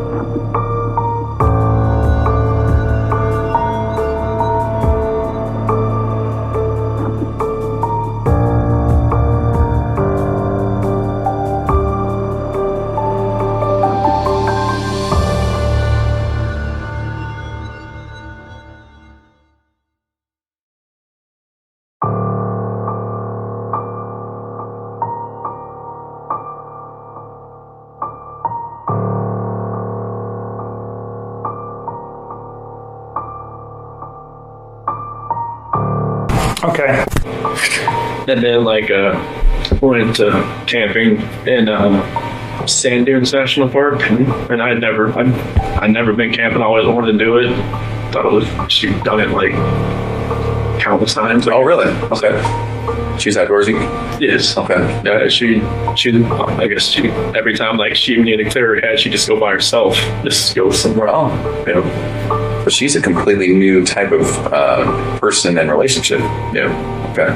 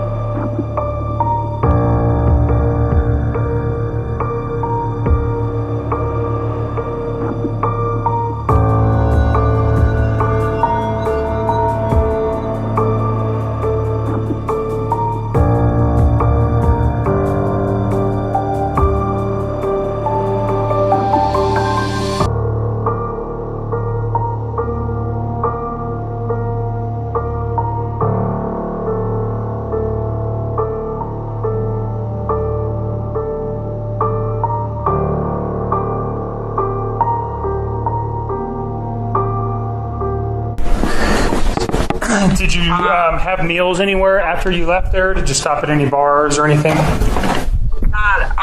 Okay, so that day, I'm glad you brought that up. Prior to going to Vandermeer, we went to, what is the name of that little town? It's not Evergreen. It's in between Lakewood and Morrison. Morrison, We went to okay. Morrison. And there's a patio bar there. I do not know what it is called. It's on top of an Italian pizza place. I think it's literally called the Morrison Grill or Morrison Patio Bar, something real simple. And we went, it's just a rooftop bar. And you went before the drag races? Yeah, we went before the drag races. Okay. And we hung out, there probably for a while. I think we were there for a little while. We ate there, so that's where we got So food.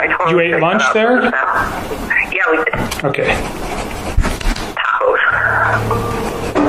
Okay. This is a really good bar, by the way. Yeah, so we did that, and then we went to Vandermeer, and then I don't know what we did after Vandermeer. I think we just went to my house. I'm almost positive. I don't think we did anything after that because it was pretty late. Okay. And then on the weekend of July 28th through the 29th, we went to the sand dunes. We went to the Great Sand Dunes National Park. Down in Alamosa? Yes.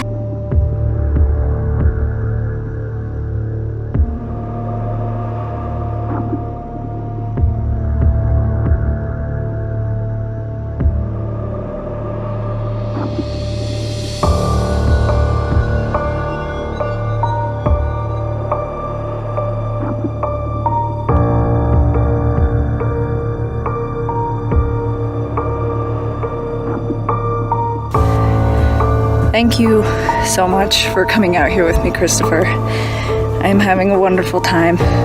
You mean a lot to me, and I'm glad that you're having a blast. I am so out of breath.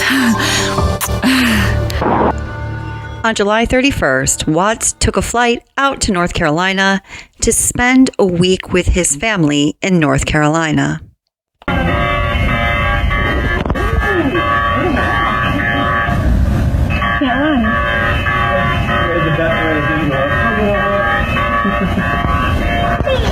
Now I can hug you. Come here. Come here, little girl. Hey. Hey. Airplane.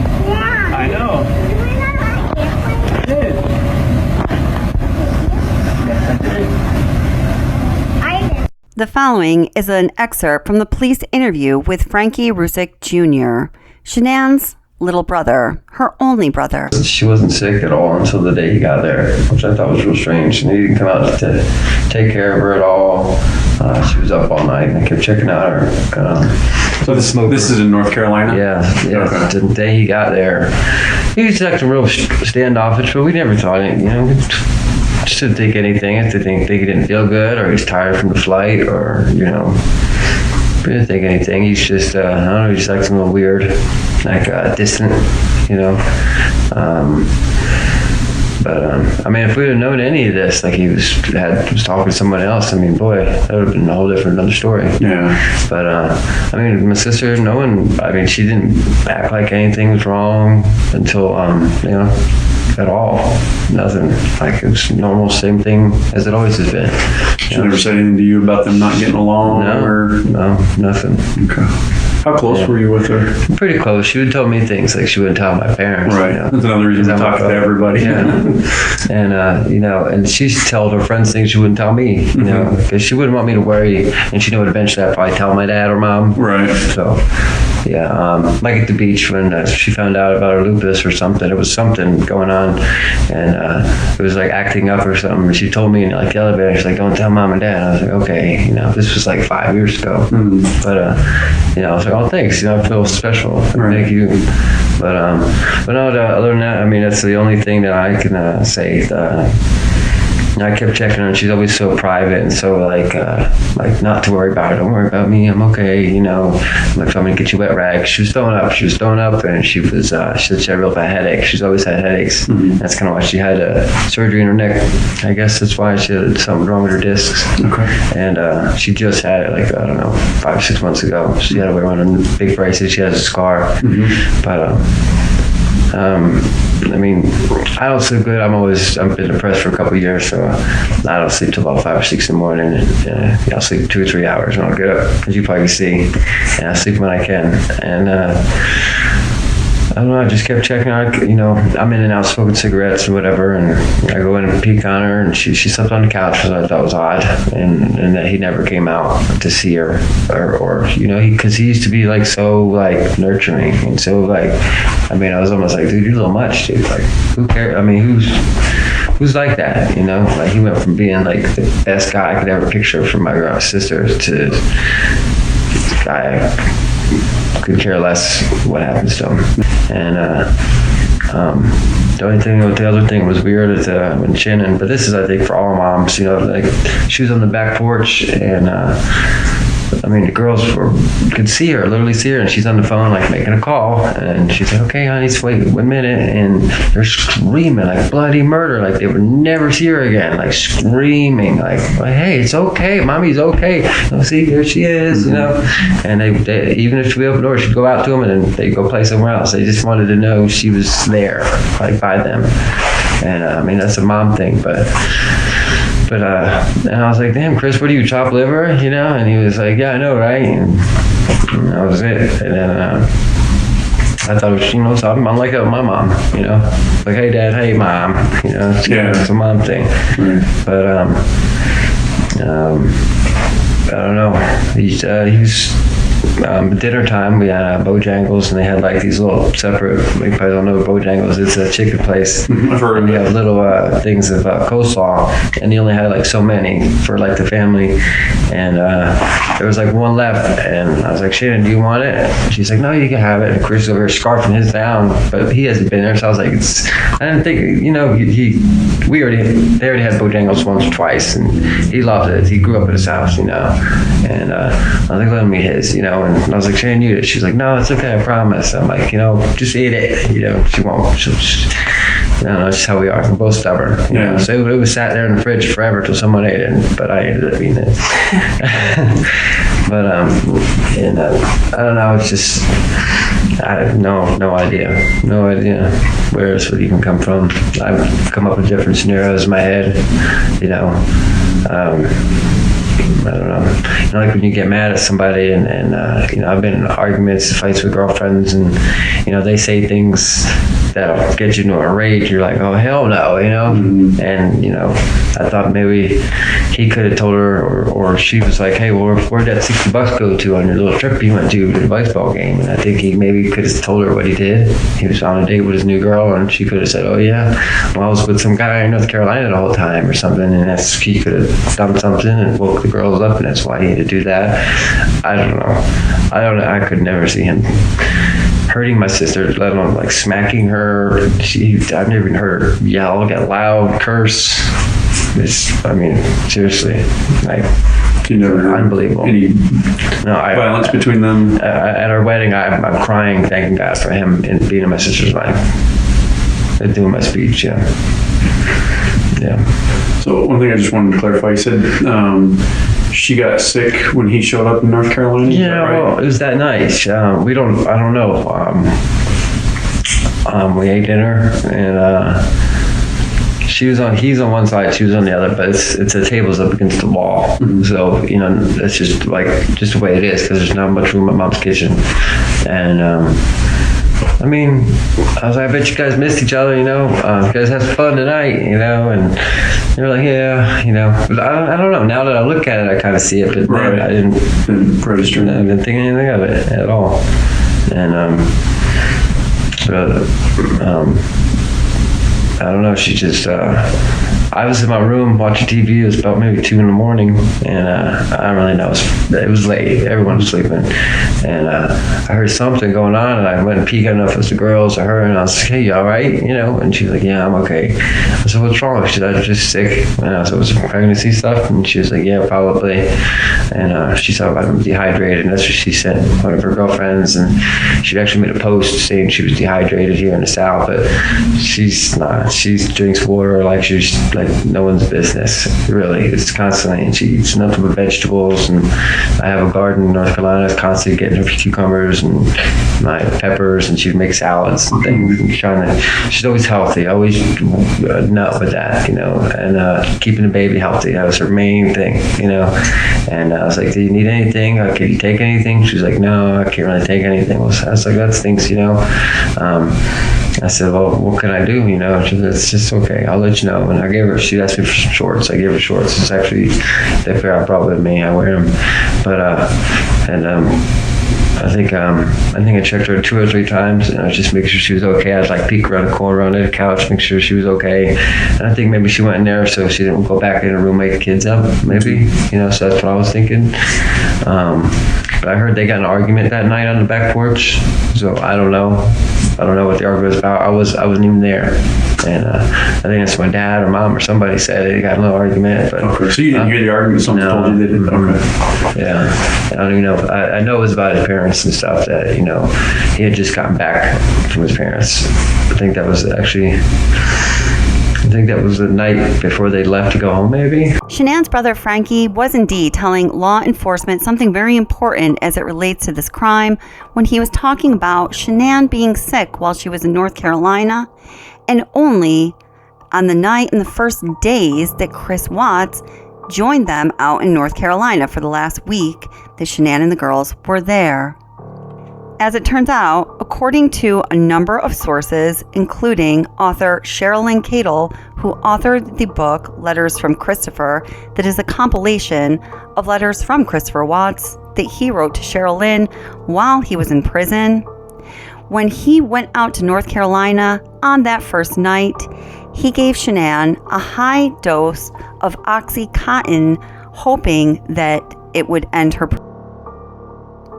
Within the pages of Shanann Nichol's book, Letters from Christopher, he says, "The reason the medical examiner found Oxycontin in Shanann's system is because I gave it to her. I thought it would be easier to be with Nichol if Shanann wasn't pregnant." In regards to where Chris obtained that Oxycontin that he gave Shanann in hopes it would cause her to miscarry, Chris said to Shanann Nichol he will take that information to the grave, meaning he's not going to tell anybody anytime the source of the Oxycontin. According to True Crime Rocket Science, the YouTube channel, a phone call between Christopher Watts and an anonymous source that True Crime Rocket Science obtained with Chris Watts' permission. Chris Watts says this about the source of the Oxycontin. It was in the bin. It was in the medicine bin at home. It was me. It was either July 30th or 31st, whatever was the first day I got in North Carolina. In Colorado, it was with me when I went on the plane. While Shanann was in North Carolina not feeling well, she sent her friend Christina Meacham the following messages. No vomiting this pregnancy, but nauseousness. Last week, I have not been able to pee normal, hard to pee. Feeling great otherwise. 10 p.m. last night, Chris rubbed my back for the first time in over a month. When he was done, I sat up and was lightheaded. Body felt kind of numb, tingly, itching all over, and just weird. 11 p.m.-ish. About 1 hour later, I stood up to pee and vomited mildly. About 30 minutes later, massive instant migraine came out of nowhere. Took Imitrex around 2:30 a.m. Usually gets rid of migraine within 20 minutes. It's still just as bad right now. Maybe 1.5 hours of sleep last night, and I just vomited again, 5:30 a.m. Still lightheaded, shaky, blurry vision. Went out to eat last night for dinner. Could this be a vaginal infection, migraine, virus, food poisoning, or morning sickness? Starting at 15 weeks. Thank you. And that was a letter that she sent to her doctor. She's relaying that to Christina. She says to Christina, doctor said it's dehydration and wanted me to go to the ER. Christina says, I was afraid you haven't been drinking a lot of water you really needed. You should go to the ER. Get them fluids back up. It's important for the baby. Shanann says, girl, I'm out of network. Christina says, oh. Then Shanann says, I threw up this whole week's food. Today was the first day at the beach. We took the kids down, but I videoed then went back. Christina says, wait, you can't go to the ER? Shanann says, lots of water and Gatorade. Yes, but real expensive. Christina says, damn. Okay, take care of you. Then Shanann says, I've never felt as bad as I did last night and this morning. And apparently that was the day when Chris Watts tried to force Shanann to miscarry their baby that was in her belly by overdosing her with Oxycontin. The following excerpt from the police interview with Frank Rusick Sr., Shanann's father, is very important as he talks about the observations he made about Chris Watts and the difference he saw in Chris Watts before Chris came to visit them in North Carolina and while Chris was visiting them in North Carolina. And remember, Chris was in North Carolina from July 31st to August 7th, and the murders happened on August 16th.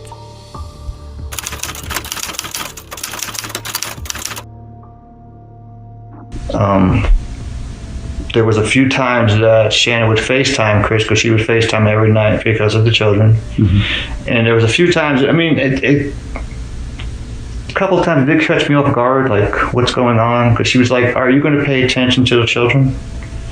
Like he was in another world out there. And he's like, yeah. And, like I said, and then I started saying, well, what's he doing? Is he just not, ignoring him and just not paying attention, watching TV or whatever, when he came out, he was the same way.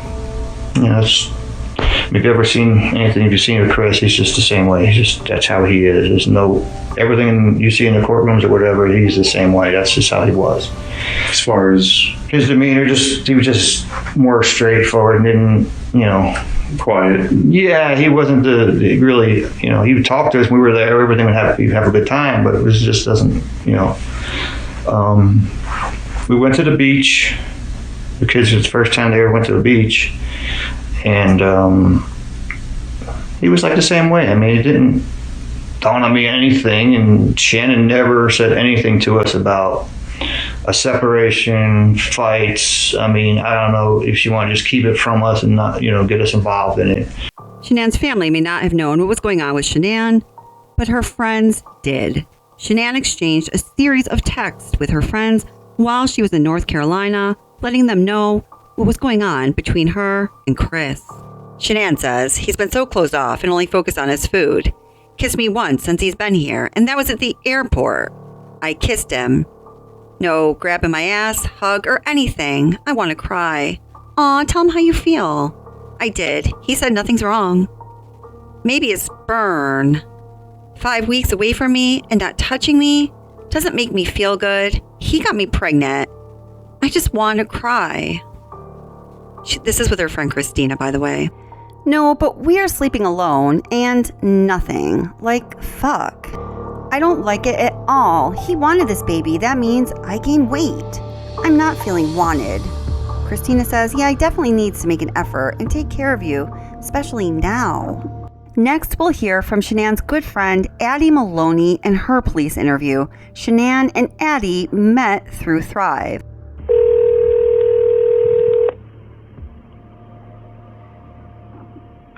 Hello? Hi, Addie. It's Officer James. Hi.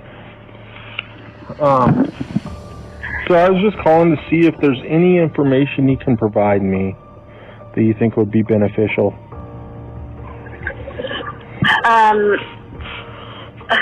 What I know,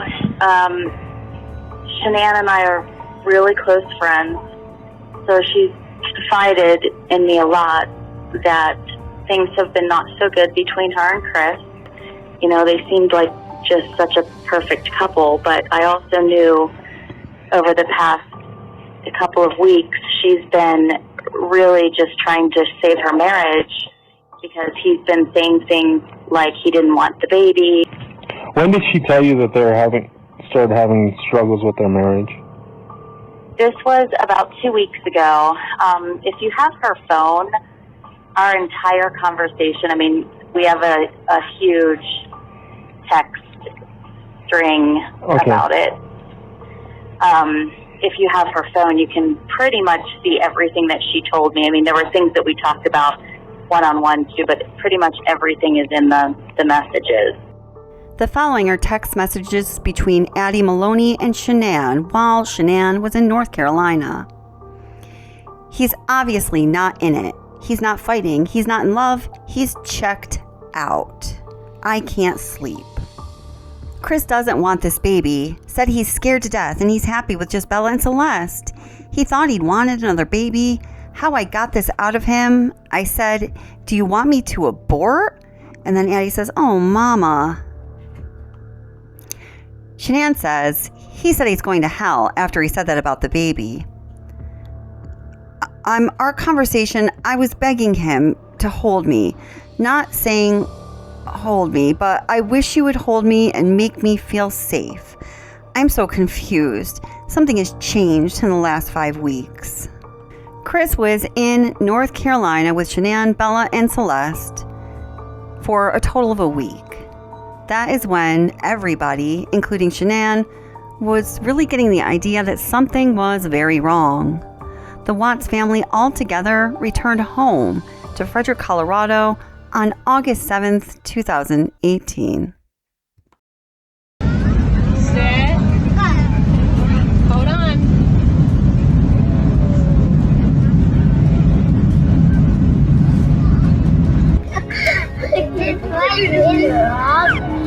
I love it.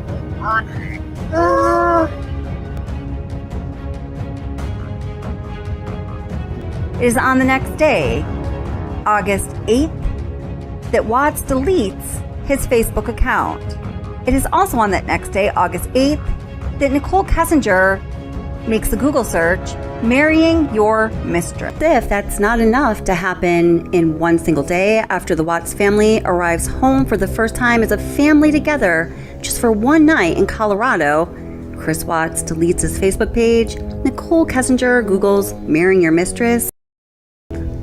According to the Geotab information, Geotab is a tracking system in Chris Watts' work truck.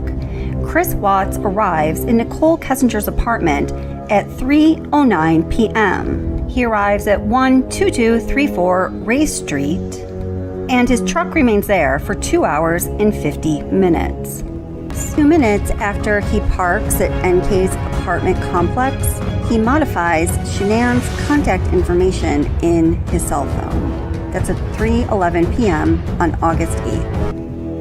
Nichol Kessinger lived at 12255 Claude Court, and Ray Street is right outside of the apartment complex.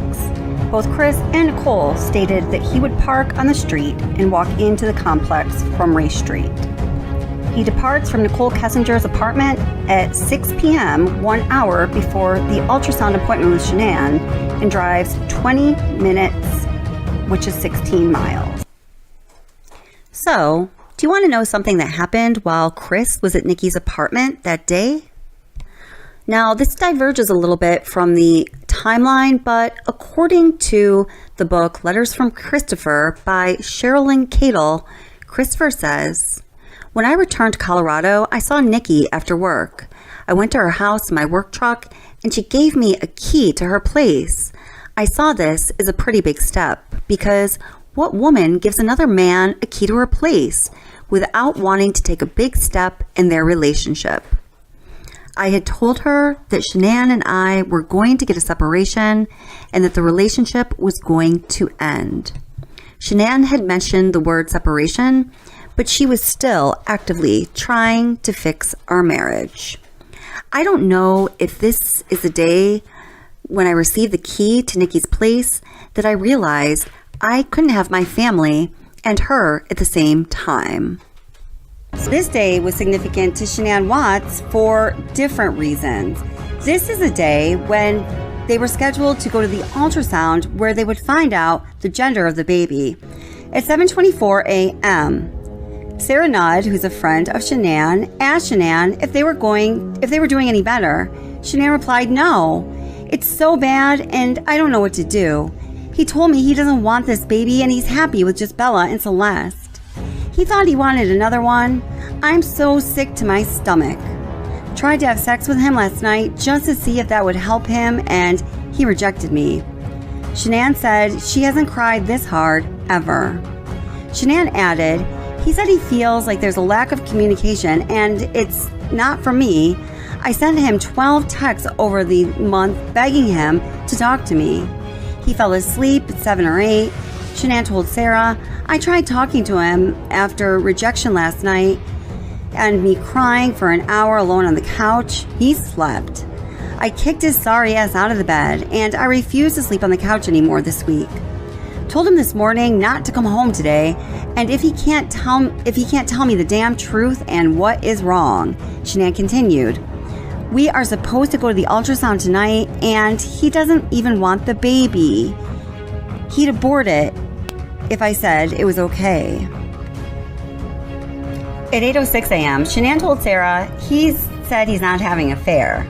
Sarah asked if Shanann was certain of this, of him having an affair, and Shanann replied, "Honestly, no, but what else would make him do a complete 360? We couldn't get enough of each other before I left." I want to keep the timeline of the final week before the murders in perspective, as I think it is really critical to understanding this case. It is on August 7th that the Watts altogether return home from Colorado. And on August 8th, that's when all of those things that we just discussed happened. The appointment for the ultrasound, Chris going to Nichol Kessinger's apartment after work, Nichol Kessinger giving him a key to her apartment, and Chris Watts deleting his Facebook page altogether, whole page gone. So the family arrives home on the 7th, they're home on the 8th, and then they are home on the 9th. It's the morning of Friday, August 10th, that Shanann gets on a plane early in the morning with her friend Nicole Atkinson and takes off for Arizona for a Thrive convention. So that means that Shanann and Chris and the girls were home all together as a family after the North Carolina trip for a total of only 2 whole days before the murders. It was the evening before Shanann left for her Arizona trip that Shanann and Chris Watts found out the gender of the baby that at that time they thought was to be, and it was a boy. So that was on August 9th, Thursday, one of the full days that the Watts were home in Colorado all together as a family. Let me just read you a little bit from the discovery as to what happened on that day so you can get an idea of what was happening with the Watts. At 2:54, Shanann told Addie that Chris Watts refused to hold her and has told Shanann it is because he's not there and he can't. Shanann told Addie, I canceled the gender reveal. Nikki is going to tell me today. I need happy news right now. I said to him, how is this a few months? We were so intimate and what I thought was in love when I left. He said he had a lot of time to think. Addie asked Shanann if she had gone through Chris Watts' phone, asking if he was having an affair. Shanann replied, I did, and he denied it. No, I didn't look. He's deleting messages from his dad. I'm sure he's not that stupid. Addie noted that none of this makes sense. It's just not Chris. There's a note in the discovery from the author of the timeline that says frequently throughout the day, Shanann searched the internet for couples counselors. She also accepted a prayer chain focused on their relationship. At 6:09 a.m., Shanann asked Watts, do you want to find out together with me tonight on baby's gender? His reply is not found in his phone, but Shanann soon commented on his answer, and she loved that he said yes, and meaning yes, he did want to find out with her the baby's gender. At 9:20 a.m., a log entry appears for the secret calculator in Watts' phone. So now we move on to August 10th, Friday, August 10th, which is 3 days before the murders. At 6:20 a.m., it says, missing from Watts' phone, but found in Shanann's phone. Shanann told Watts, good morning, honey. Sorry to make you wake up early twice today. I didn't want the alarm going off. We are checked in and everything. It's already a madhouse here today. Enjoy the girls. Don't forget King Supers, 10 to 11. I told Bella I was leaving for work with Nikki and assured her that I was always coming home. They usually don't eat right away lately. Give them lots of kisses for me. Thank you for everything last night. I miss and love you so much. I'm still in shock that we're having a little boy. I'm so excited and happy. I really thought it was another girl. Thank you for letting me hold you this morning. It felt good. Your letter is on the counter. Have a great time with the kiddos. They truly missed you. Love you, baby. Send me pics.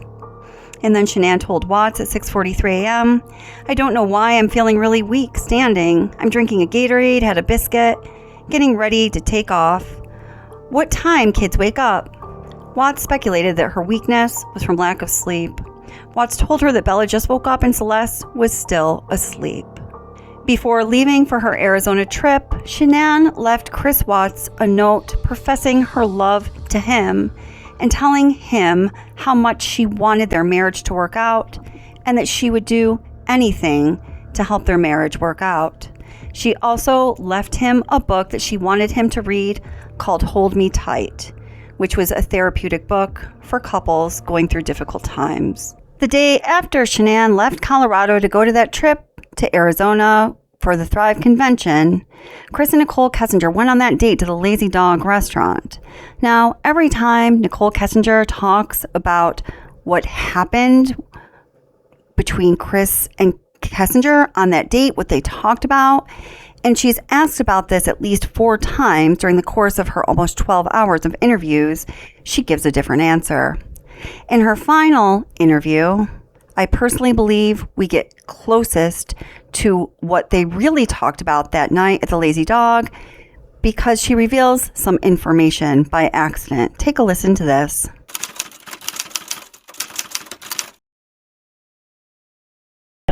So, I mean, I started thinking, okay, well, I know in Colorado houses sell very fast here. So I was like, what's your plan? You know, and I was like, because you might want to be prepared. And I remember that's when the whole concept came up of, you probably need to start looking for a new place pretty quick. And that was when he was kind of overwhelmed with it. And I told him, I was like, look, like I just moved a few months ago.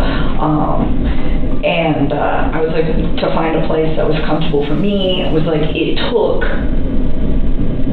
like a lot of research. And that's when I offered to help. I was like, I'll help you. And I was putting in work on it. And I was like calling him and kind of letting him know about places. And there really wasn't that many options in Brighton. I found one. I actually texted it to myself before I texted it to him because I still have that in my phone too. Because I found it and it was great, but it was like right at the beginning of my search. You had a week You think you worked on that for a week? No, I honestly only probably spent like a few hours over a few days and just trying to like line it up. Just trying to think about how many days she had been back where you were working on that. Do you know what I'm saying? Oh. So you said, did you actually work on it for a week straight? No. Okay. It was just like a couple days after work. I would just like spend a couple hours if I had time, like at the end of my day, or if I didn't go to the gym, and just sit down. And I mean, I can give you a date on one that I worked on because I texted that one to myself. This one, I love this one. When is this? Saturday, August 11th. That's the night you guys went out? Yeah. To the Lazy Dog. Yes. Or the two Lazy Dogs. Listen to how the tone changes when she's, it's August 11th. And he asks, is that the Lazy Dog date night? I can give you a date on one that I worked on because I texted that one to myself. This one, I love this one. When is this? Saturday, August 11th. That's the night you guys went out? Yeah. To the Lazy Dog. Yes. Or the two Lazy Dogs.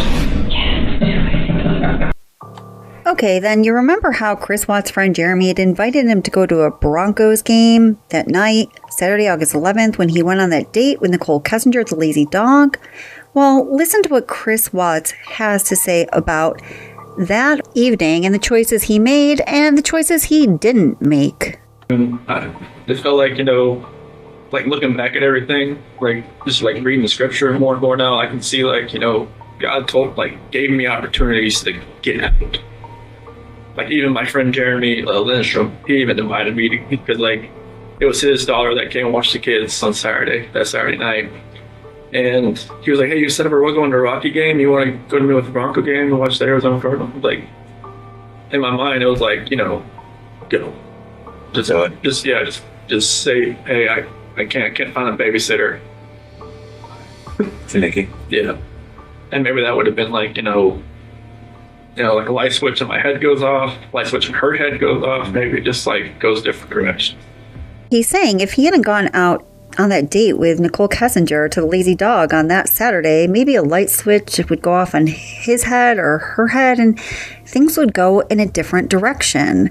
So what was so critical that happened during that date that compelled a good husband and loving father to choose such a horrific path for this family and these lives?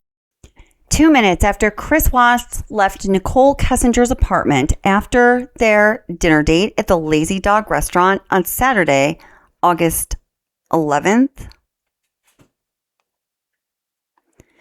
Nichol Kessinger Googled the names Chris Watts, Shanann Watts, Ronnie Watts, that's Chris Watts' father, and 2825 Saratoga Trail, that is the address of the Watts residence. Now, an interesting fact is that Nichol Kessinger's name appears all throughout the official Discovery timeline, and that includes the very first entry on the timeline, as we have mentioned in this documentary, which is Nichol Kessinger's Google search for the name Shanann Watts on September 1st, 2017, long before Watts and Kessinger claimed to have met. Although Nichol Kessinger's name appears throughout the Discovery timeline all along from the very first nearly to the very last entry, it is around the time of the murders when Nichol Kessinger's name will not be found on that timeline. From the Google search for Chris Watts, Shanann Watts, Ronnie Watts, and 2825 Saratoga Trail at 10:02 p.m. on Saturday evening, Nichol Kessinger then disappears from the Discovery timeline Saturday night, all day Sunday, Sunday night, almost all day Monday, which is the day of the murders, and we don't see her name again on that timeline until Monday evening. This is very curious because we know some important things happen on Sunday, including the 111-minute phone conversation between Chris Watts and Nichol Kessinger. That, according to their phone records, is by far the longest phone conversation the two held during the course of their relationship. That 111-minute phone conversation also ends just about 2 hours before Shanann arrives home from her trip to Arizona. And it is just hours after that when Chris Watts' entire family is annihilated. Now, when both Watts and Kessinger are asked about what was discussed during this 111-minute phone conversation, neither of them has a clue. And both of them are asked many times, particularly Nichol Kessinger. So these interview excerpts here do not represent by any means the entirety of all the questioning that was done about the 111-minute phone conversation. His wife gets home sometime at about 2 o'clock on that morning. So No, she got home on Sunday. Pardon me, Sunday. She got home on Sunday. So did you ever talk to him late on Sunday night? No, we were on the phone, but I mean, I had to let him go and get up and go to work. That was the 9 to 11 call it was like a 2-hour phone call we talked about yesterday on Sunday night from 9 p.m. to 11. And that would have been the last time that I talked to him until the work day. That's the meat of this whole Let's get to the phone call on Saturday from 9 to 11. What did you guys, or pardon me, on Sunday from 9 to 11? Yeah, we talked a few times. So, Sunday, I think so. I need to think. I can't even think. Take a couple breaths and take a second. Sunday night. I don't even know. I don't think I was like concerned about anything at that point. You guys had a meal, a nice meal the night before. You knew his wife was probably coming home late that evening. Oh, you know what? I still don't remember what we talked about. I honestly, we talk about so much random stuff. It's so hard to pinpoint some of these things. I don't remember what we talked about. I do remember that was a long phone conversation though. We probably talked about all sorts of stuff. One thing I do remember though, that I didn't remember earlier when I was talking to Mark. So this is where I'm starting to remember little bits and pieces. I don't remember. Yeah, I know. So the phone conversation. I don't remember what was in the phone conversation. Probably nothing of relevance, to be honest with you. But usually he talks to me when he's down in the basement in his bed before he goes to bed and before I go to bed. And I could hear the TV on, which I thought was kind of weird. I didn't ask him. I just heard it in the background. And I remember thinking, and it was right before we got off the phone, I was like, why the hell is he up? And there's no TV downstairs. So I was well, maybe, I don't know. So no TV in the basement where he usually calls you from? Yeah, and I don't know how many TVs they have. I've never been in their bedroom. No, so I don't know if he has any other TVs. I'm assuming by how much other nice stuff they have in their house, it wouldn't surprise me. So I'm not quite sure what room he was in at that point. But I just remember hearing the TV, and I was it was just weird to me, because I was why are you watching TV right now? It is super late. What were you talking to Nikki about before your wife got home? Before she got home? You talked for several hours. We talked a lot. Conversations, random conversations. We talk a lot. Does Nikki know about any of this? Seriously. No, she doesn't know, she knows, from the news. Meat of this whole Let's get to the phone call on Saturday from 9 to 11.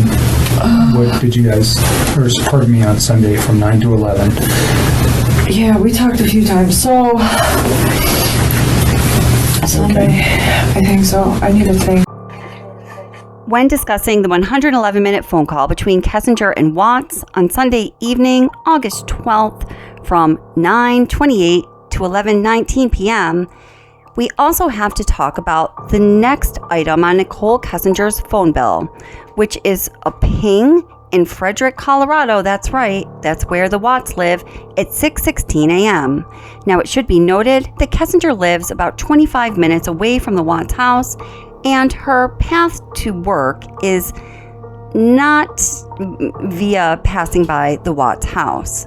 There are only 2 other times Kessinger pinged in Frederick during the 6 weeks that we have her phone bill, And both of those times, we know that she's in Frederick because she talks about being at Chris's house.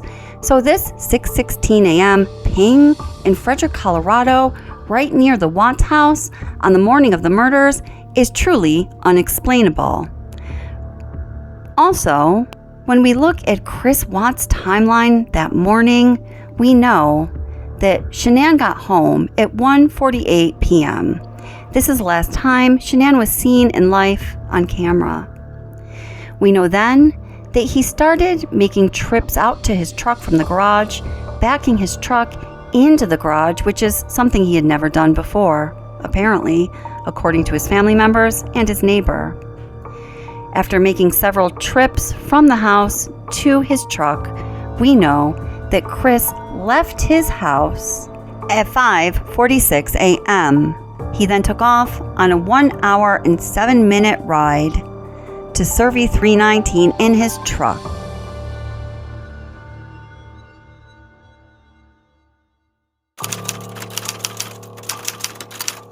Communications, this is Stacey.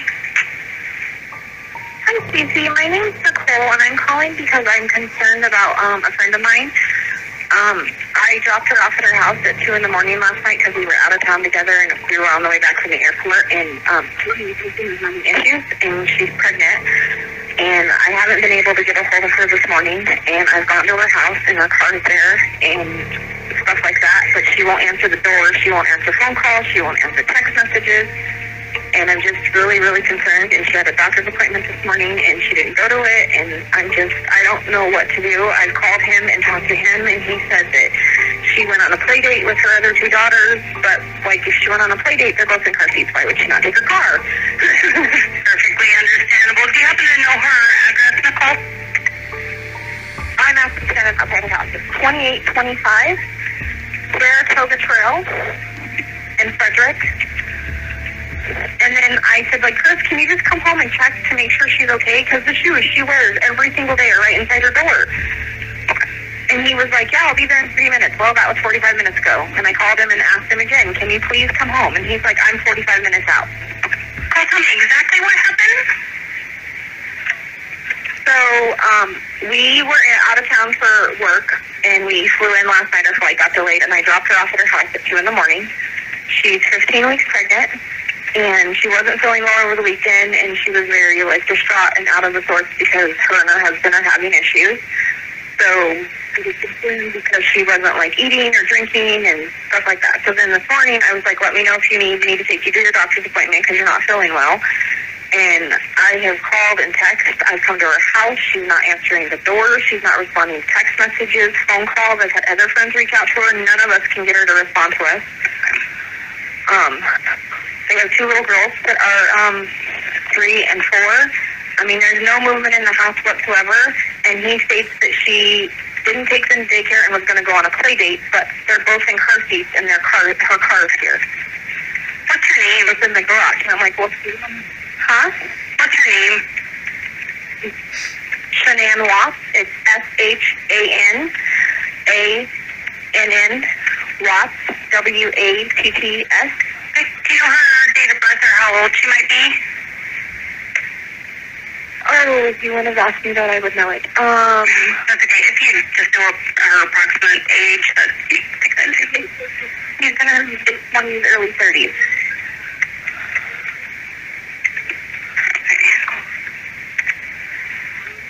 Bear with me here one moment.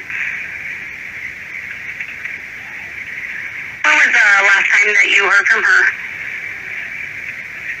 When I dropped her off at her house, I watched her, made sure she got in the house. That was at 2 a.m.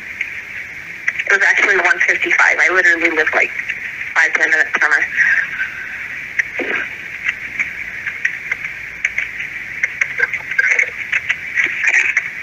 And her vehicle is it parked in the garage? Yes. It's a white Lexus.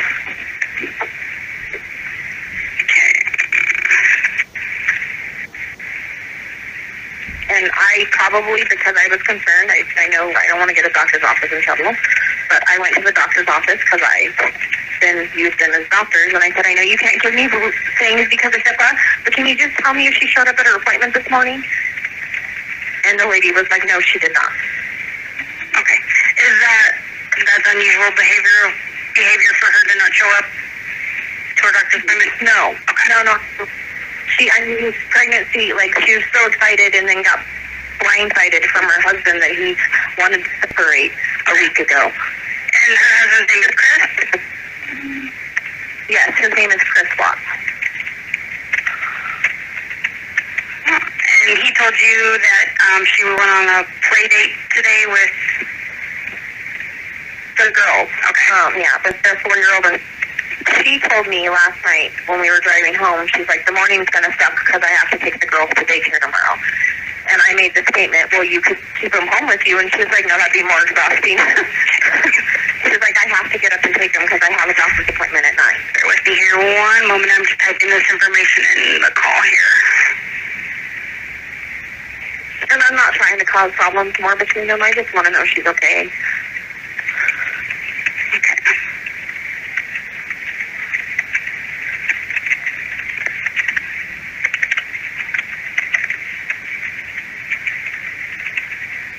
What's her phone number? No, give me 1 second and I'll look it up for you.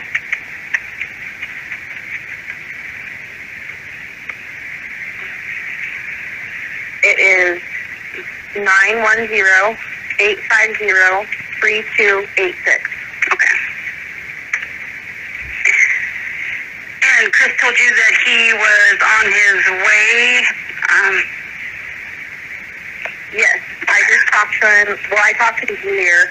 One of our other friends did via text because I was going to the doctor's office, and she said he would be here in about 30 minutes, and that was at 1:08. And then I called in and said, Chris, I'm at your house. I'm not trying to cause drama or anything. I just need to know your life, okay? I was like, where are you? And he was like, I'm on I-70. I'm about a half hour to 45 minutes out. And I just said, okay. And then I hung up and called you guys because I'm just worried. Okay, Nicole, what kind of vehicle are you in right now? I'm in a white Dodge Dart. Okay. Alrighty, we do have a call in, Nicole. We'll have an officer come out that way as soon as we can. I would just advise you, to not try to make entry into the house or anything like that until the officers can get there. In the meantime, if you do hear from her, just give us a call back and let us know, okay? Okay. All right, you're welcome. Thank you for Bye-bye. 2825 Saratoga Trail of a party who's checking on a friend who's pregnant who's not answering the door.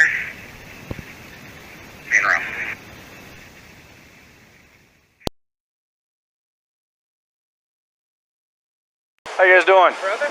What's that? Do you remember me? Yeah. Hey, man. How you been? Hi. You Nicole? Yes. Okay. So what's going on? So my friend, we were out of town for a business trip this weekend. Right. And I dropped her off at 2 o'clock this morning. She's 15 weeks pregnant. She wasn't feeling well. And she had a doctor's appointment this morning at 9. And I told her to let me know if she needed me to take her. She's got 2 little girls. And she was very distraught over the weekend, wasn't eating normally or drinking, and we kept trying to force it on her because she's pregnant. Mm-hmm. Her husband and her supposedly are separating, but she didn't know this. She thought they were just having issues. He disclosed that to me today. Okay. Because I called him and I was like, have you talked or heard from Shanann since she left for work this morning? Because I can't get a hold of her.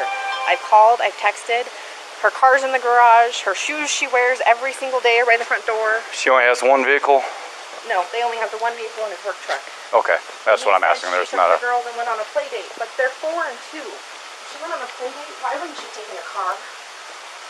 They're both in car seats.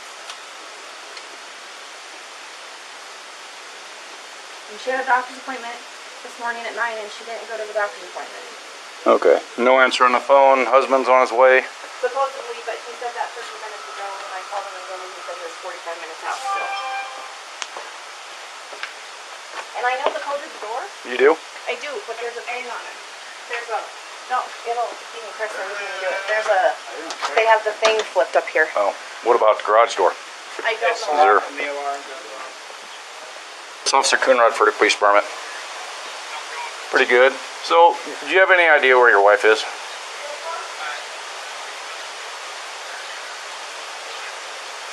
Okay. Right. Well, my concern is her car's here. They're saying she is diabetic, and I don't want her, if she's upstairs and can't respond. Okay. About how far out are you? Okay. All right. Thanks.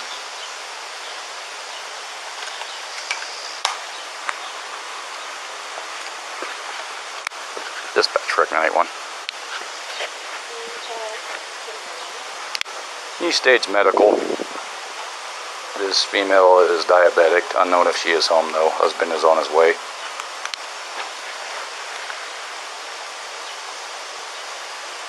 You say how long you're taking to get here? He said like 5 minutes. So he's about here. So he's told us 45 minutes 2 times in a row. So he told one of my mom's friends that he was on I-45, the interstate pretty much. Mm-hmm. And we waited the time we were told, the mom called again. He said he was still on it and to wait another 45 minutes. So he's just been giving us false times and everything. And we know he's been lying because his stories aren't adding up. Right. He tell everybody different stories. Shannon, are you home?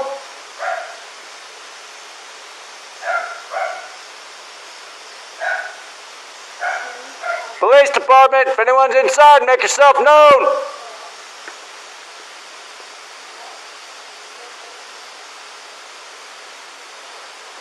Police department, if anyone's inside, make yourself known.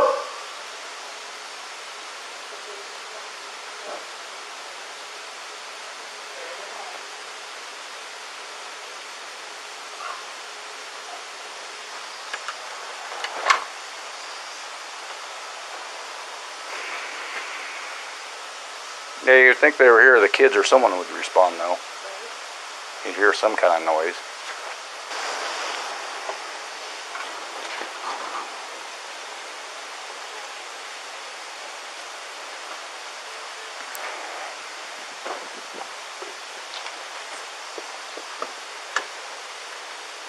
I'm here. Hang on. Yeah, get me on the phone. Okay, get Matt on the phone. Scott, how you doing? How's it going? So this is the only vehicle she would have? Only one that, yeah. She would drive? Okay.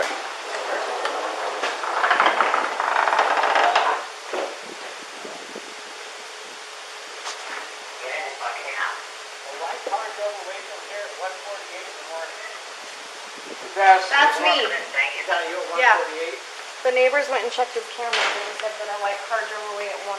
It was me though. That was me. I dropped her off. That was the last action on my camera. Good. That's throughout the whole day, or? Besides Chris leaving? Well, yeah.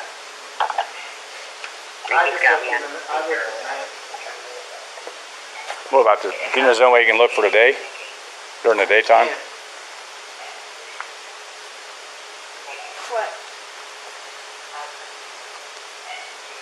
Frantic. The girls' car seats are in the car too. So if she left with the friend, she would have took the car seats. I can go look if he doesn't find her. Yeah, if you don't mind. Okay. Huh? Chris is in the house. We're standing outside the 15th house.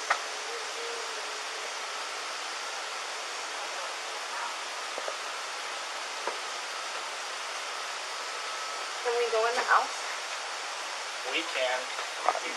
I mean, that's up to him. It's his house. If you guys. Nikki, I'm giving you permission to walk in my daughter's house. Mind if I come in, Chris? Okay. Yeah.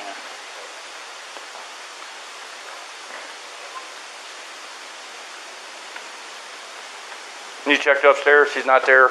I just want to make sure she's not passed out somewhere. Is she diabetic?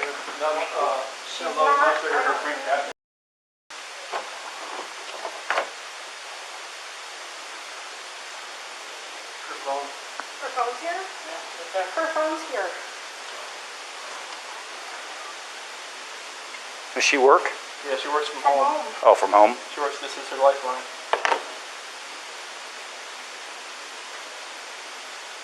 So yeah, that thing turns back on, it's going to start blowing up. Oh yeah, trust me.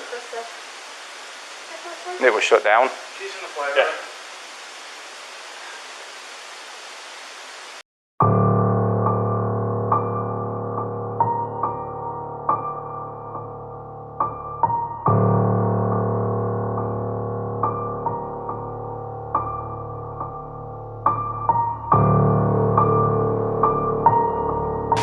This is him at 517.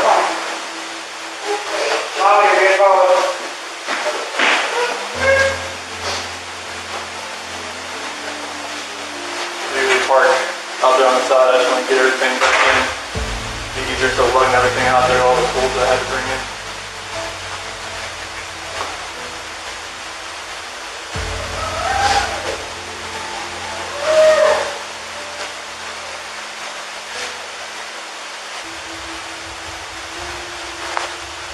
What else can I do with this?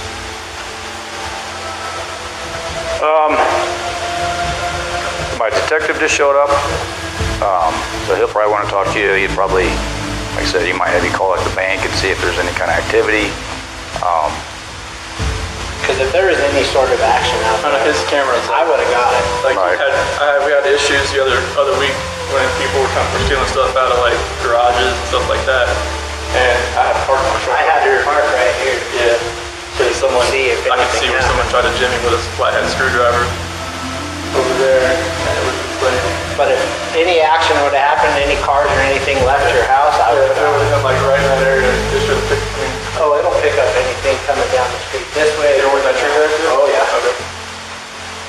Watch, I'll show you. There's nothing on here. We've already watched that one.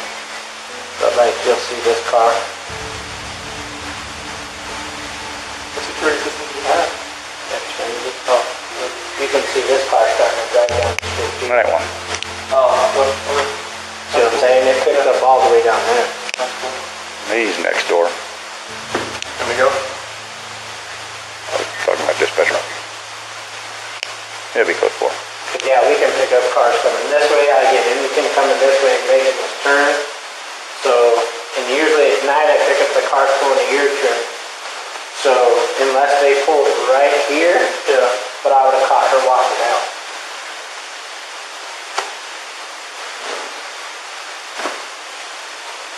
Diesel.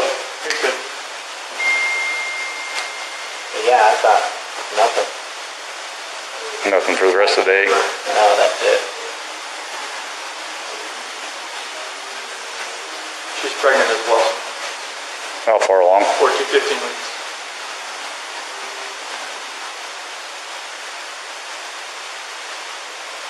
That's why her friend said it was low blood sugar. And see,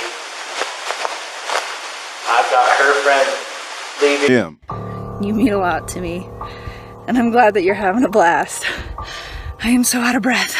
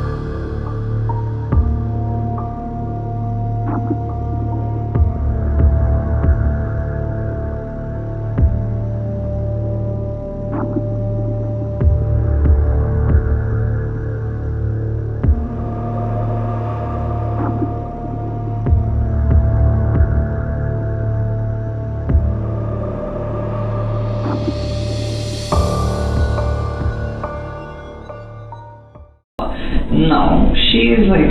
So that's just what we're here, because we talked about this before, but we didn't talk about the specific context of what that message said regarding the children. So obviously, the situation that we're looking at now with the death of 2 children and all the other circumstantial stuff going around in the case, I just want to make sure there was no comments ever made by you regarding, children or dislike of children or love of children, either way. You know what I mean? Yeah, I guess. Let me find it. I think this is where this starts.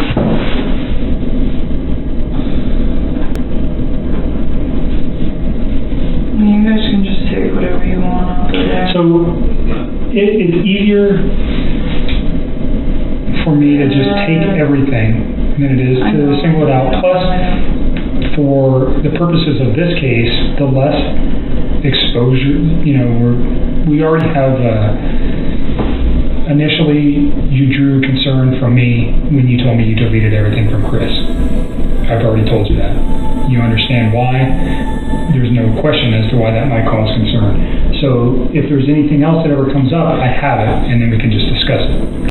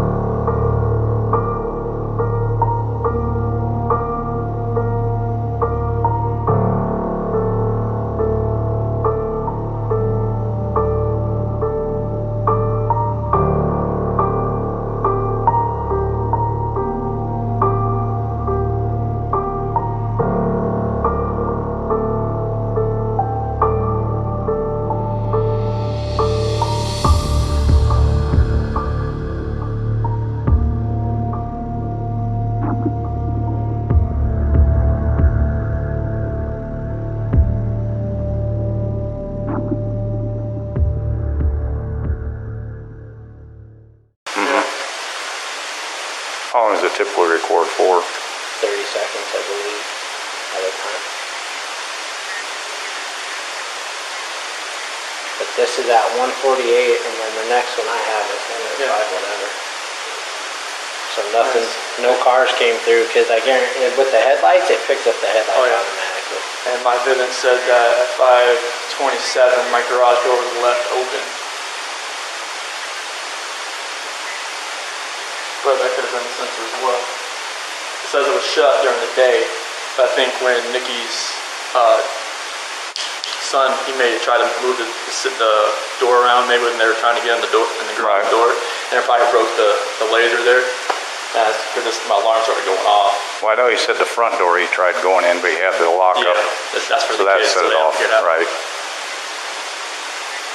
And our remote on the outside doesn't work anymore. It got wet and the whole radio on the back. So yeah, that was it. Okay. All right, appreciate your time. Yeah, no problem. Thanks. Hopefully something comes up here. Yeah.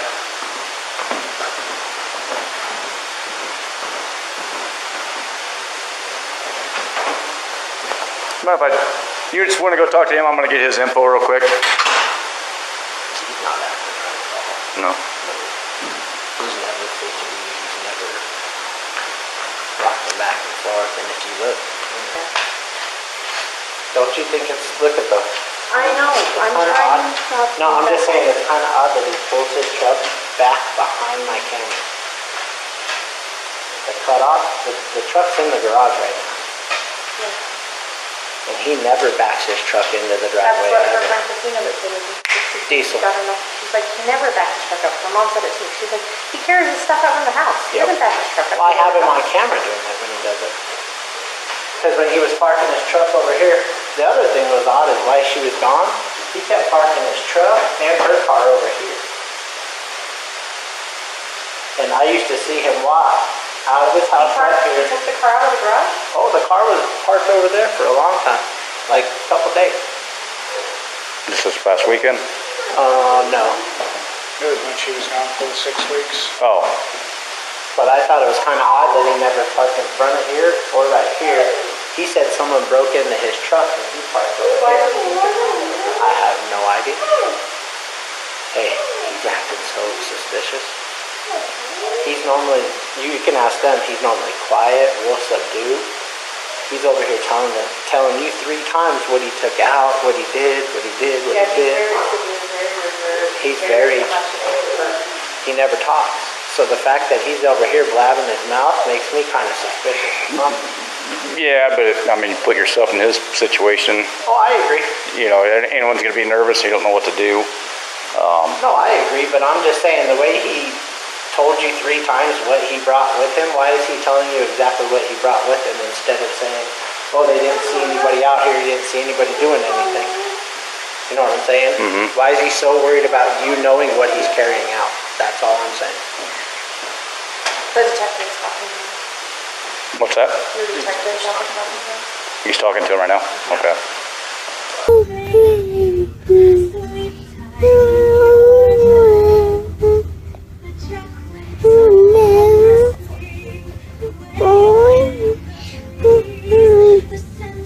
Don't cover her eyes.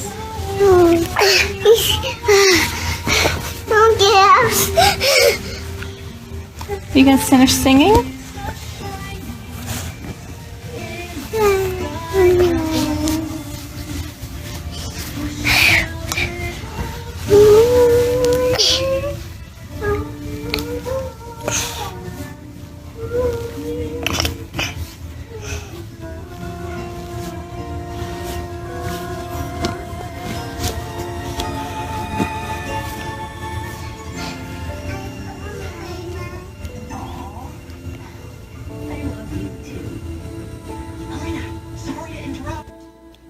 See what happens here, right? Hold on, kid. I know how this is gonna be tragic. Blanky. Is Daddy doing your hair? Trying to. Blanky. No, it's kind of hard to do it that way. Let Daddy do your hair. Hold the brush. Hold the spray. Need your hair wet enough? Do I? Hold the spray. This is epic.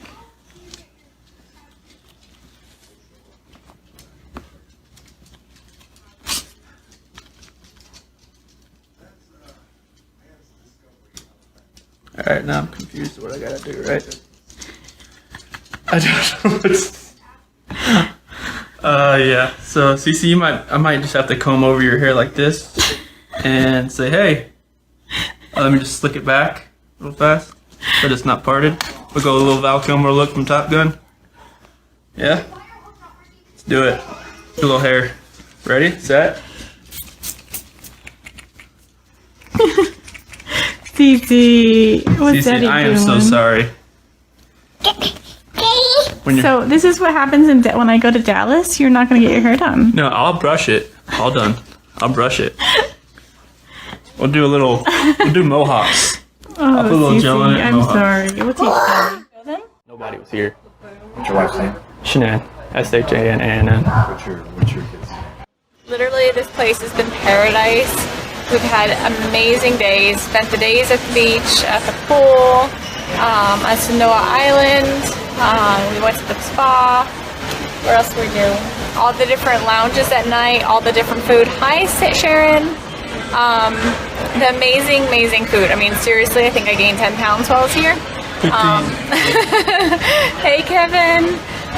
But it's been super amazing. Do you guys like my hat? I love the hat. What's your kids? Bella and Celeste. How do you spell it? Celeste. C-E-L-E-S-T-E. How old are your daughters? 4 and Bella's 4, Celeste is 3. And so, how many times did you try calling her? I called her 3 times, texted her about 3 times just to say, you know, what's going on. Like cause after I called her and texted her once, it's like, all right, maybe she was just busy. Like she had just gotten back, you know, like everybody's probably calling her from her trip. She just got back from Arizona, and I figured she was just busy. But when her friend showed up, that's what it was like. It registered like, all right, this isn't right. Do you think she just took off? Do you think? I mean, right now I don't even want to just like throw anything out there. Like I hope that she's somewhere safe right now and with the kids. But I mean, could she just taken off? I don't know. But if somebody has her and they're not safe, like, I want them back now. Your turn, Bella. No! Just do it back. Do it back. Cece, go by Daddy. Gotta do it back.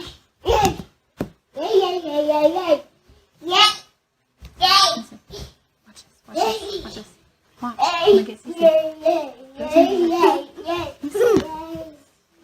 Alright, Cece. Cece, there's a car. Hurry, Cece. Here. Don't scream.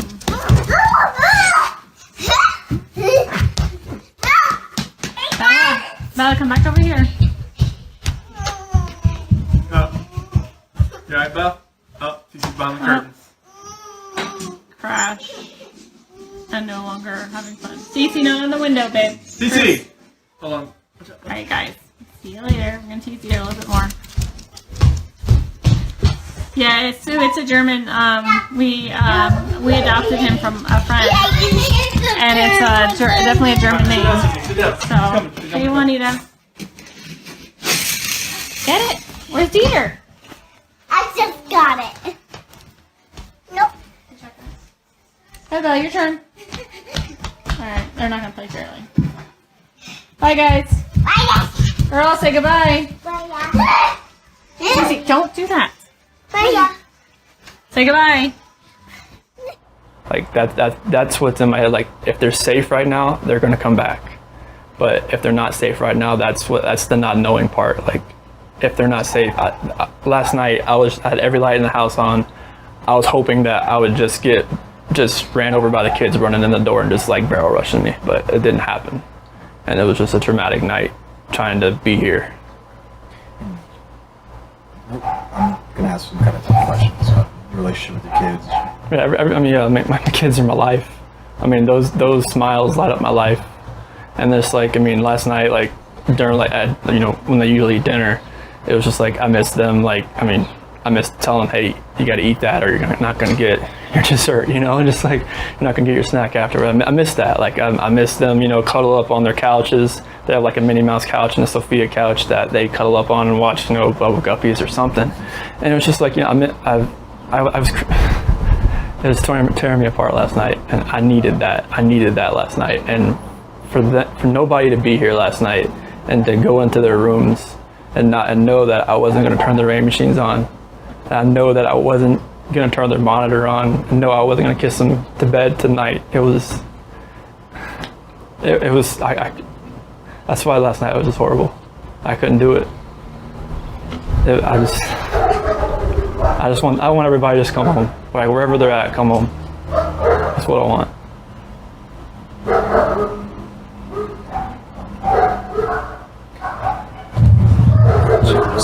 Where was she gone for?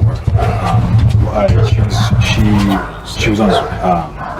She came back Sunday. You said at 2 at night. Yeah, because her flight got delayed from Arizona because of like other storms around the nation. So she's supposed to get home at like 11. She got home at like 1:48. She got in bed about 2. What was she going for? Like family trip or what? It was a Thrive direct sales. It was a local event that was down there between a bunch of leaders in the company. And that day she was back. I mean, I left work early that morning, like 5:15, 5:30. So like she barely got into bed pretty much. Yeah, this might be a tough question, but did you guys get into an argument before she left? It wasn't like an argument. We had an emotional conversation, but I'll leave it at that. But I just want them back. I just want them to come back. You're doing a good job, Bella.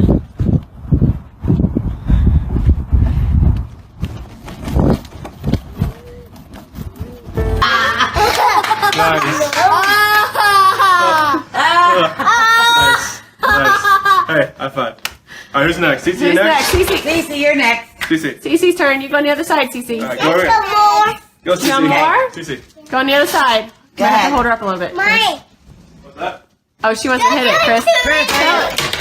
2, 2, 3. Hit it hard.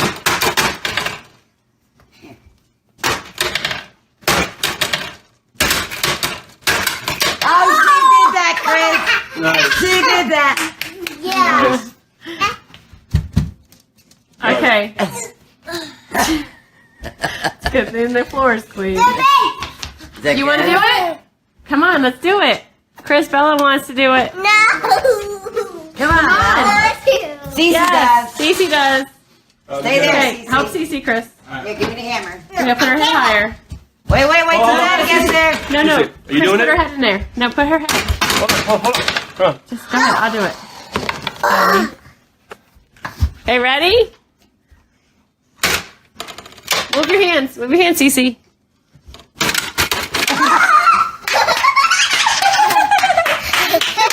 Yay, Cece. That's funny. Come here, Grandma. Oh, Dieter. Oh, look at Dieter. Eat it. No, Cece, now. Clear her face. It's okay. You can eat it. Bella's turn. It's okay. Dieter, have Bella, your turn. Cece, now. Cece. Now. Is that yummy, Cece? You got it all No, over it the doesn't want place. it. Open your mouth. Come on, Bella, your turn. You want to do it? You want to Shannon, try it? what? Belly, come here. Go ahead, Cece.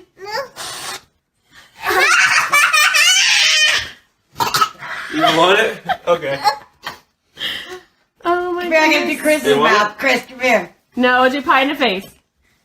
Who wants to see Chris do pie in the face again? Daddy did. Cece hit it. Ready? Wait. Oh! I wasn't even in there yet, kid. I know. I didn't do anything. All right, Bella's turn. Hold on. No! Chris, hold her there. No! Hold on, CC. Watch out, Cece. All right. My turn. Yeah. No, I don't want it.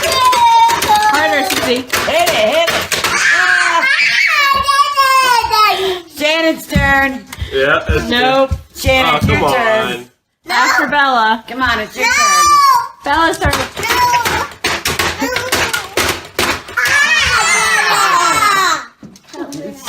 Cece's turn. Chris. Yeah. Cece's turn. All right, CC's turn. Cece, your turn. Oh, Cece, go with Daddy. all right, Bella, come on. Okay, Bella. Ready, Chris? You ready? Yes, Cece.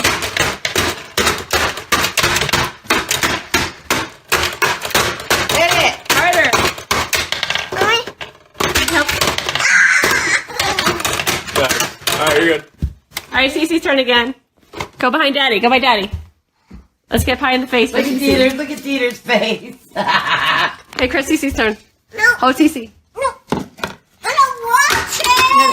Wait, Cece, wait. Come here. Come on, Cece, go by Daddy. Nana's turn. You go by Daddy. Go by Daddy. Go by Daddy. You ready? Grab You her, ready, Chris. Daddy? Come on, Ready? Cece. Hi, guys. Say hi, going Bella. Hey, guys. Say hi, Cece. Say hi, Bells. Hi, Bells. No, you gotta say hi. Hi. Look at your hair. Hey, Chris. We just have a question for you about the site. Are you 100% positive that Bella and Celeste are in these tanks?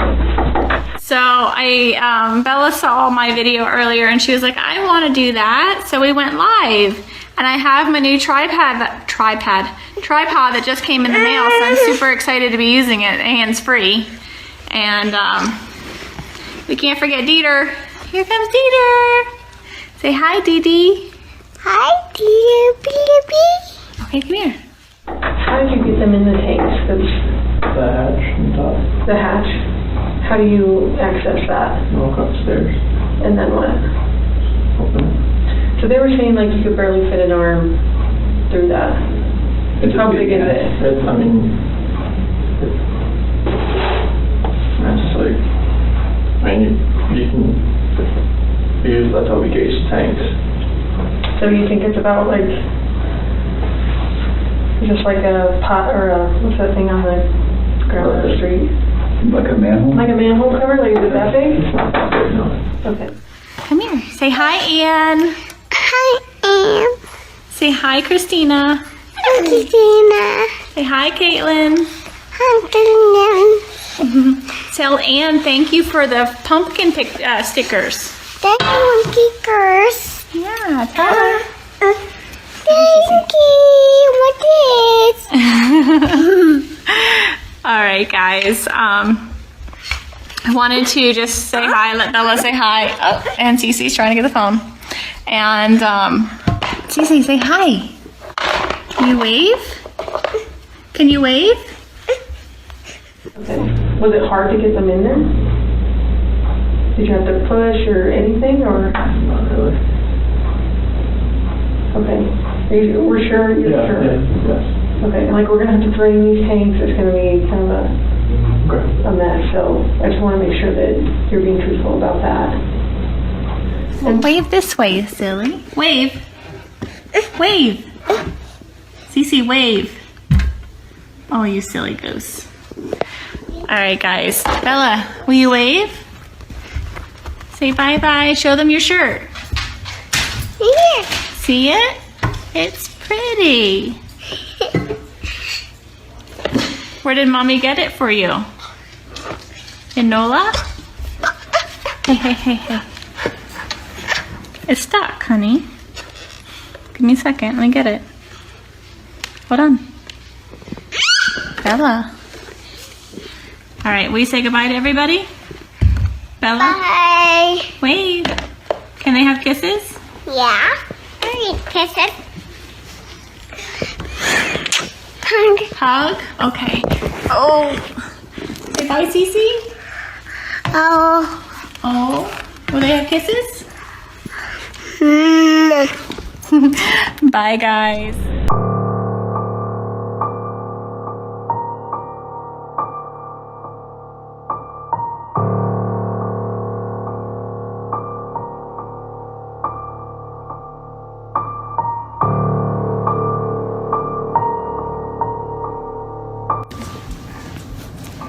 Hey guys, so we're sitting here watching Rudolph the Red-Nosed Reindeer, right Bella? Who's that? The Abominable.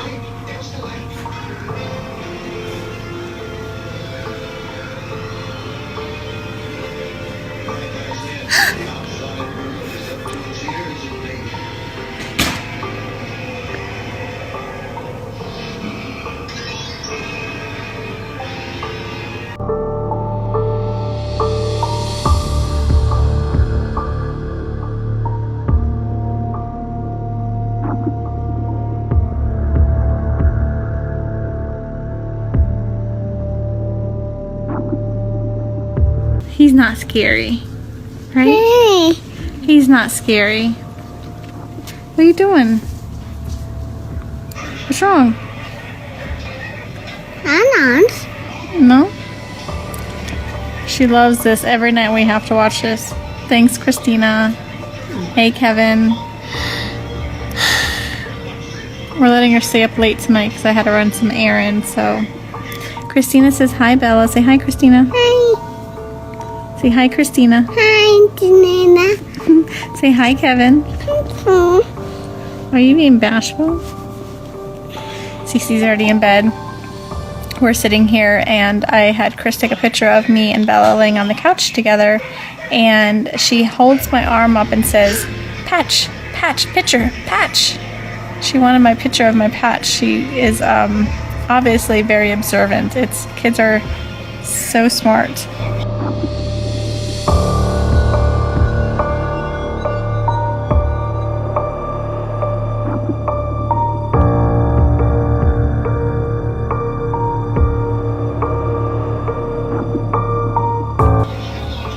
Get your hands out of your mouth.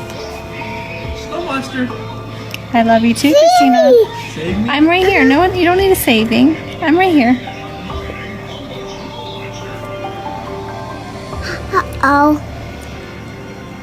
Isn't kids' expressions? I'm coming. I know.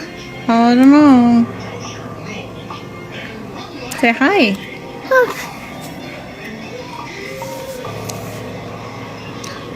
Hello. Oh no. Oh no. What happened? I don't know what happened. What happened, baby? Save me, Mommy. I saved you. You're right here. You're safe. He's not gonna get you. He's not a mean monster. It's the abominable. Save me. Save me. I'm right here. She has to watch it every single night. She goes, monster, monster, watch the monster. Save me. I'm right here. Thanks, Kevin. So I'm letting her stay up a little late tonight and watch the movie with us, and then she's gonna go night-night, right, Bella? She's into it. We're gonna go live here in the event here in just a few minutes when she gets done. But she wanted me to save her. She's attached. I'm right here. Say, well, I'll see you guys later. So when we train these, they're both going to be in each one. One's going to be in each one.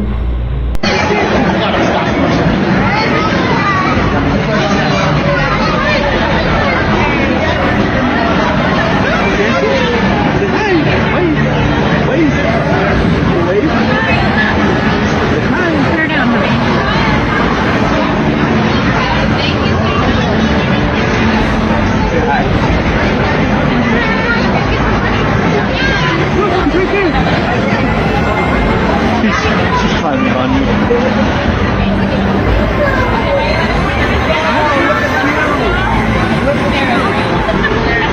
Okay, I'll tell Rudolph, I tell you.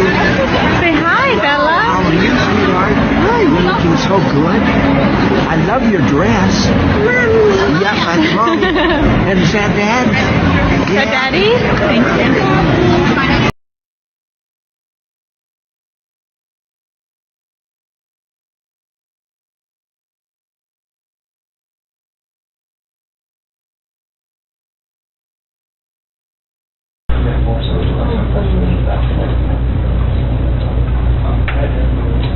I love you now, no matter what.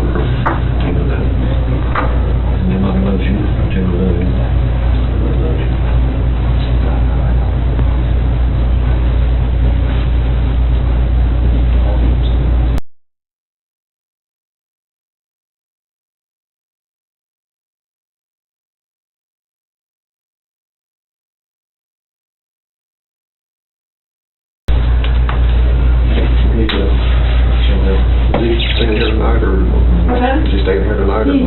I don't know if he's gonna stay in his room, but Well, not that much. yeah. I don't. Yeah. He's gonna be staying here tonight, not the county jail, no. Oh no, he may go there. I don't know. I don't know how their procedures work here, so we're trying to figure that out now. So this is a much more comfortable room than what you'll probably end up in anyway. So I'd probably just chill here. Do you need anything else though, like more food? Do you want more pizza? I'm okay right now. Are you sure? Yeah. I'll get you more pizza. Sure. Okay. You're gonna say no to pizza? I haven't eaten. Other than about 8-9 hours, so. Okay. I'll be in touch with you tomorrow. Wherever you at, I'll find you. Thanks, Ronnie.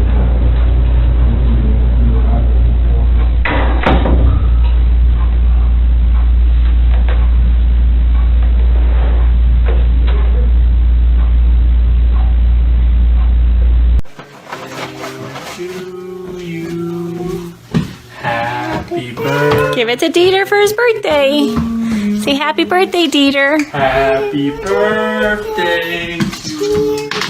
Hey, Jacqueline. Give it to Dieter. Happy birthday to you. Hi, I am live right now outside the home of Chris Watts and Shanann Watts, and you can see behind me, police are here right now processing the evidence inside the home. Denver 7's Jace Larson was able to confirm through sources that Chris Watts has confessed to killing his pregnant wife and their two little girls, Bella and Celeste. And we know that right now police are digging up the bodies, that they know where the bodies are and that they are looking for them right now. So right now police have been towing a truck that was parked just a couple of houses down.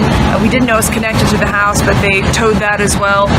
And they just came out with the family's dog in a cage as well. So they also went in there with evidence bags, and they showed up right around 10 o'clock, right when we were working on the newscast.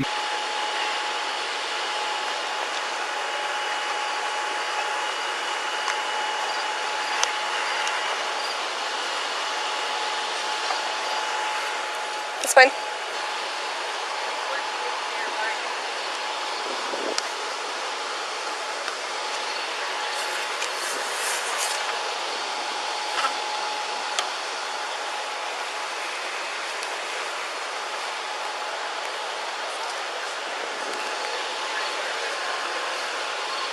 Luckily, we're not paying attention.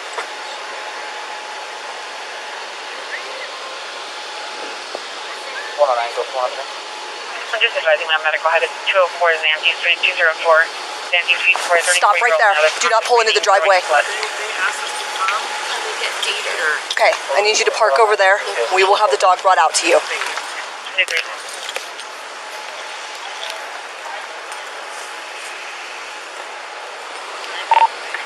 975-989.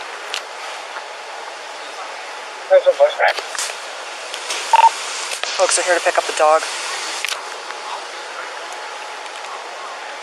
Okay.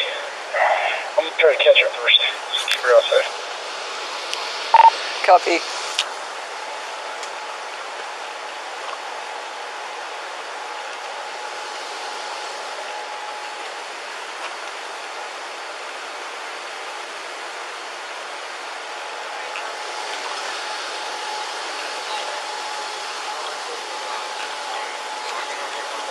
So it's going to be a few minutes. They're trying to catch that dog. So. What about, like, I mean, is it possible to get like food and all that good stuff? I know. Probably not.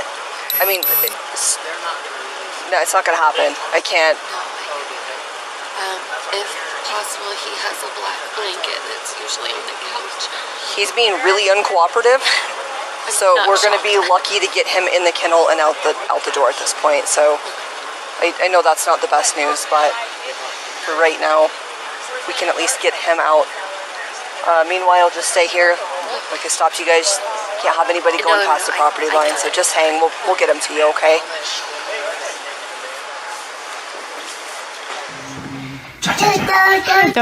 Do. Hey, April. All right. Did you give it to Dieter? Yes. Oh, all right. Well, kid, you went through my legs. All right, Bella, say goodbye to everybody. Goodbye, buddy. There's the monster. Hi, guys.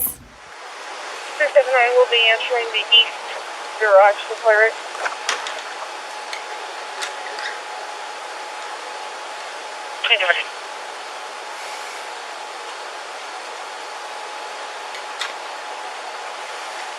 She's right there. This vehicle right here.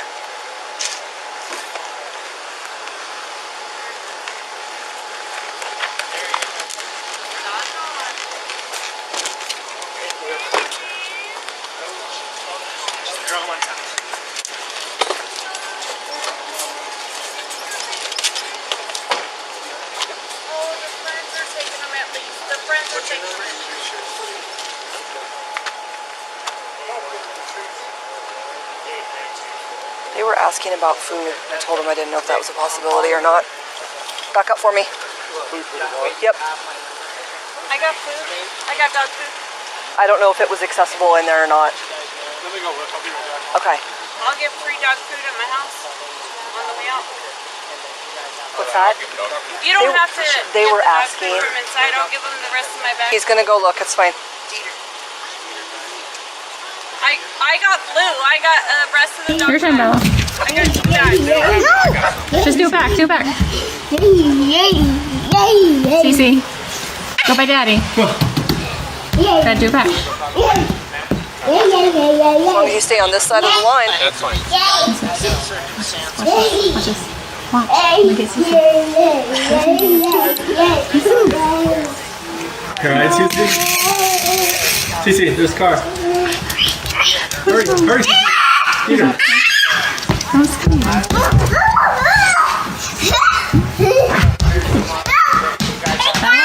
Bella, come back over here. You guys will take care of that part of it. You alright, Belle? Oh, she's behind the curtains. Crash. And no longer having fun. Cece, not in the window, babe. Cece! Hold on. Alright, guys. See you later. We're gonna tease you a little bit more. Yeah, it's a German. We adopted him from a friend, and it's definitely a German name. So, hey, Juanita, get it? Where's Dieter? I just got it. Nope.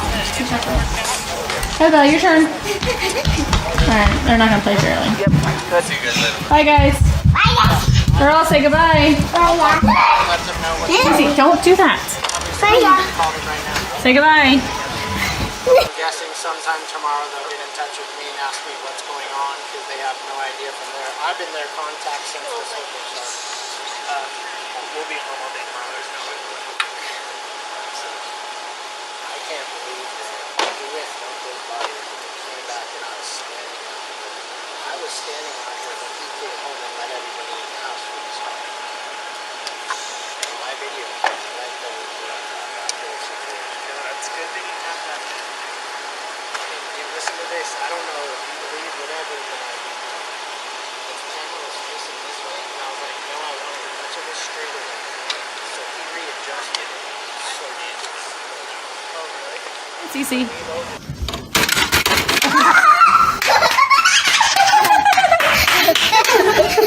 Yay! That's funny. Come here, Grandma. Oh, Dieter. Oh, look at Dieter eat it. Not Cece now. Clear his face. It's okay, he can eat it. Come here. Bella's turn. It's okay. Dieter has Bella, your turn. Cece, now. Cece. Now. Is that yummy, Cece? You got it all Bella over. doesn't want it. Open your mouth.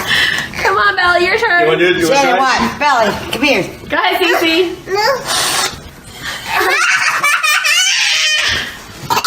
You don't want it? Okay. Oh my Come here, I'm going to do Chris's You want mouth. it? Chris, come here. No, we'll do pie in the face. Who wants to see Chris do a pie in the face?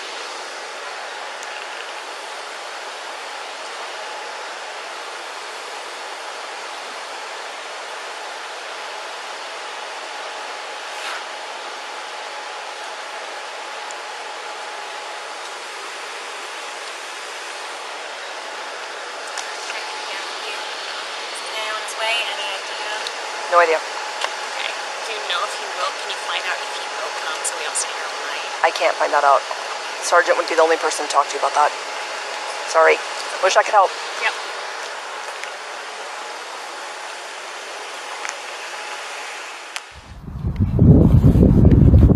You're doing a good job, Bella.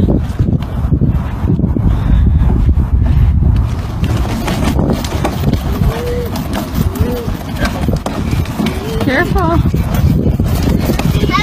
Hello. Hey, wait, we gotta stop. We gotta stop before we go across the road. Look both Remember? ways. Look both ways. Your hair came out. Yeah, she pulled them out. Pulled him out. Hey, no cars coming. Hi, Cece. Careful, boo. Careful, sweetheart. This is how she does it. Cece, you having fun? Yeah, watch the hill, Bella. Get up this way. Oh. That's all you can do. Turn red. Alright. No running up the hill, remember, you're good.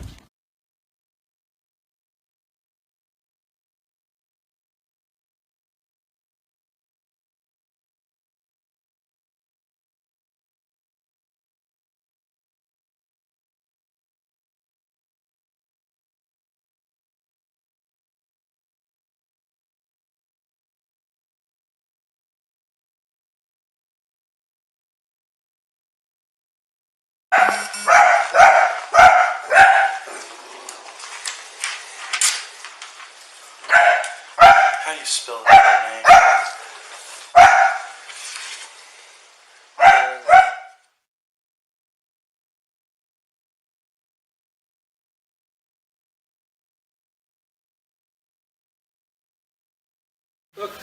Cece, say hi. Oh. That was fun. This is. Stop, girls. No fighting over mommy. Chris, will you grab Cece? Chris. No. I'm not doing it. Make the water. Okay, let's do the water.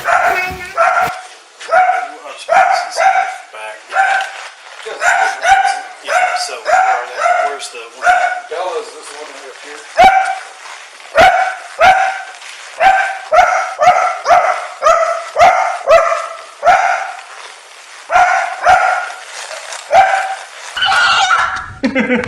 You did it. Good job, Bella. I think now you just want to get down all the time, huh?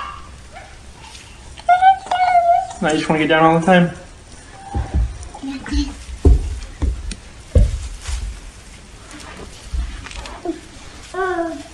You're good. Good job. Yay. Good job, Bella. Good job. You did it.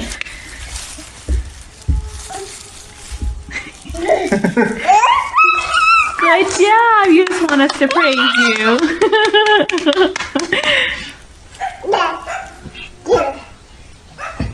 I think it's the outfit, she can just slide down. Good job, baby. Good job, Bella. She likes the praises. Oh, yeah. She's like, clap Now for go me. up. She's like, clap for me. No, you gotta go up first. You gotta go up.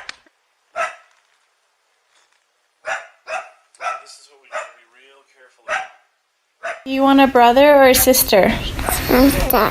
You want a little sister? Yeah. You want to be a big sister? Yeah. Yeah? Okay.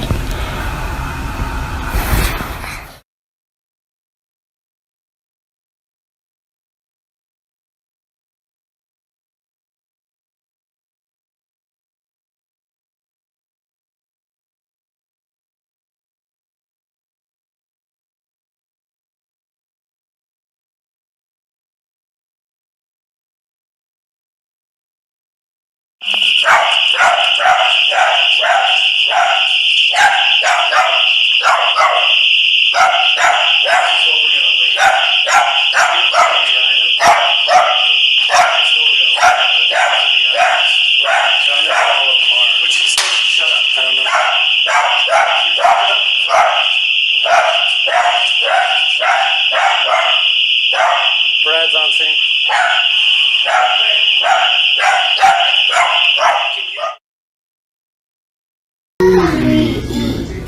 Thank you for the first I sing. Thank you, God, for everything. Amen.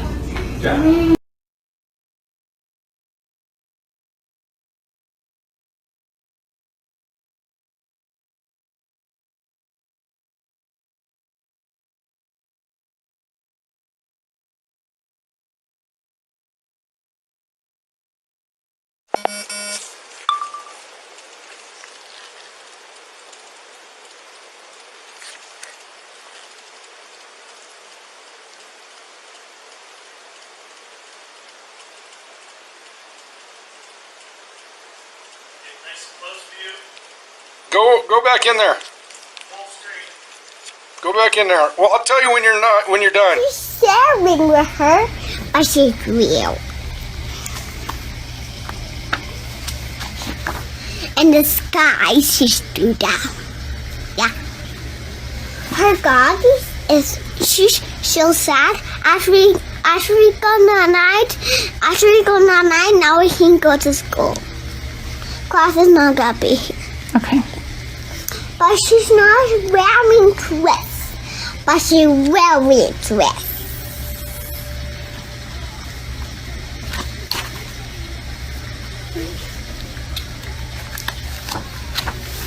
But she will go there. But I can't hold it. But she will do that and wreck her. But she will do that with her. Okay, finish reading. Come on. I want to touch this. Okay, now finish reading. Okay, come on.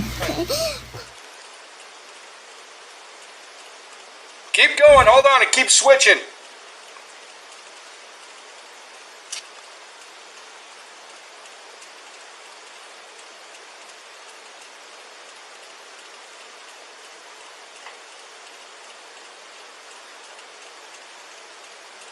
Okay, now the other one.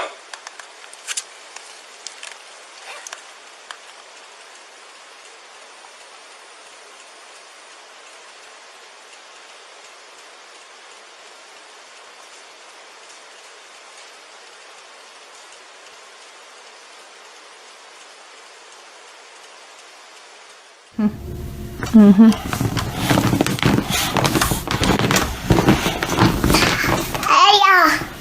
Hiya. Hello. Blinky. Yep, hi. Happy Blinky. Oh no, ma'am. Oh no, no, no. No, no, Cece.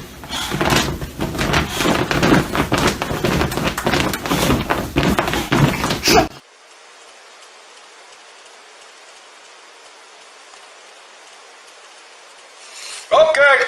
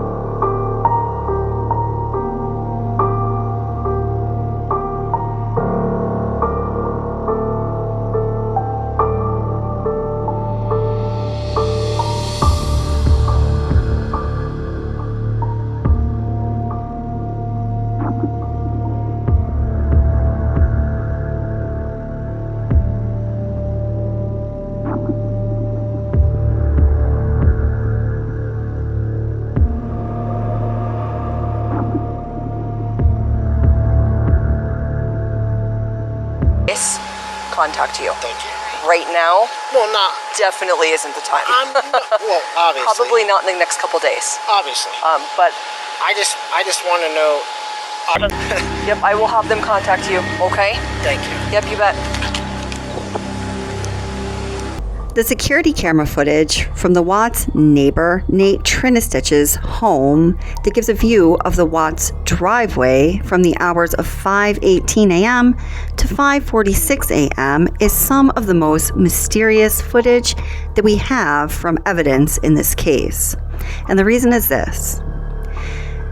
Watts gave officials several different versions of what happened in those horrible early morning hours of August 13th, 2018. In his last official version, from his interview from Dodge Correctional Facility, he told authorities that he strangled his wife Shanann in their bed while at home, and Bella and Celeste were alive on that foreboding trip from 2825 Saratoga Trail to Survey 319. They were seated in the cab of his truck with their mother's deceased body wrapped in garbage bags, laid below their dangling feet. However, other accounts that Watts has provide conflicting information, making Chris Watts' final confession to authorities impossible to truly believe. One of the most horrifying stories Chris Watts told about what happened in those early morning hours was in one of his letters to author Cheryl Lynn Cadle. Now, I must warn you that this story is very, very upsetting and hard to hear. Viewer discretion is required. August 13th, the morning of. I went to the girls' room first, before Shanann and I had our argument.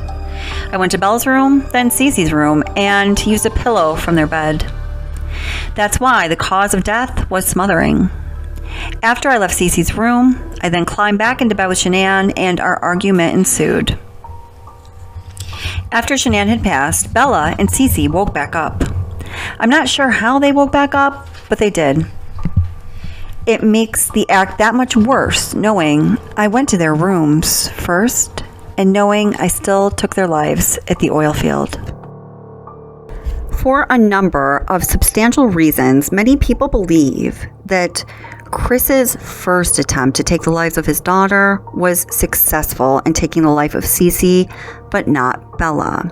Because this documentary is fact-based, if you're interested in watching a video on that topic, which does necessarily include some degree of theorizing, please look for my video on what happened in the Watts basement in the description. There has been uncertainty regarding exactly what happened in the commission of this horrible crime and what happened in that driveway. What happened? What exactly is Chris Watts doing when we can see him from the perspective of Nate's security camera footage? What is he doing in that driveway and in his truck for those 40 minutes that we can see him walking back and forth and doing various things? Even the district attorney got it wrong at first.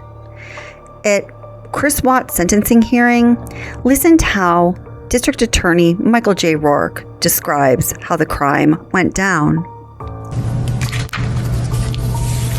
The defendant then methodically and calmly loaded their bodies into his work truck, not in a hasty or disorganized way. He was seen from the neighbor's doorbell camera backing his truck into the driveway, going back and forth into the house and back out to the truck 3 different times, 1 time for each of their bodies. He then drove them away from their family home 1 final time, intent on hiding any evidence of the crimes that he had just committed. District Attorney Michael J. Rourke's version of the commission of the crime, at least at the time of Chris Watts' sentencing, indicates that each Shanann, Bella, and Celeste, their lives were all taken at 2825 Saratoga Trail. So their bodies, each of them deceased, was transported to Survey 319 in Chris Watts' work truck. But we now know that is not the case. So for this reason, because of the mystery that surrounds what happened in the driveway on that morning, we're going to take a close look at certain parts of the security camera footage of Chris Watts in his driveway from 5:18 to 5:46 a.m. on August 13th, 2018.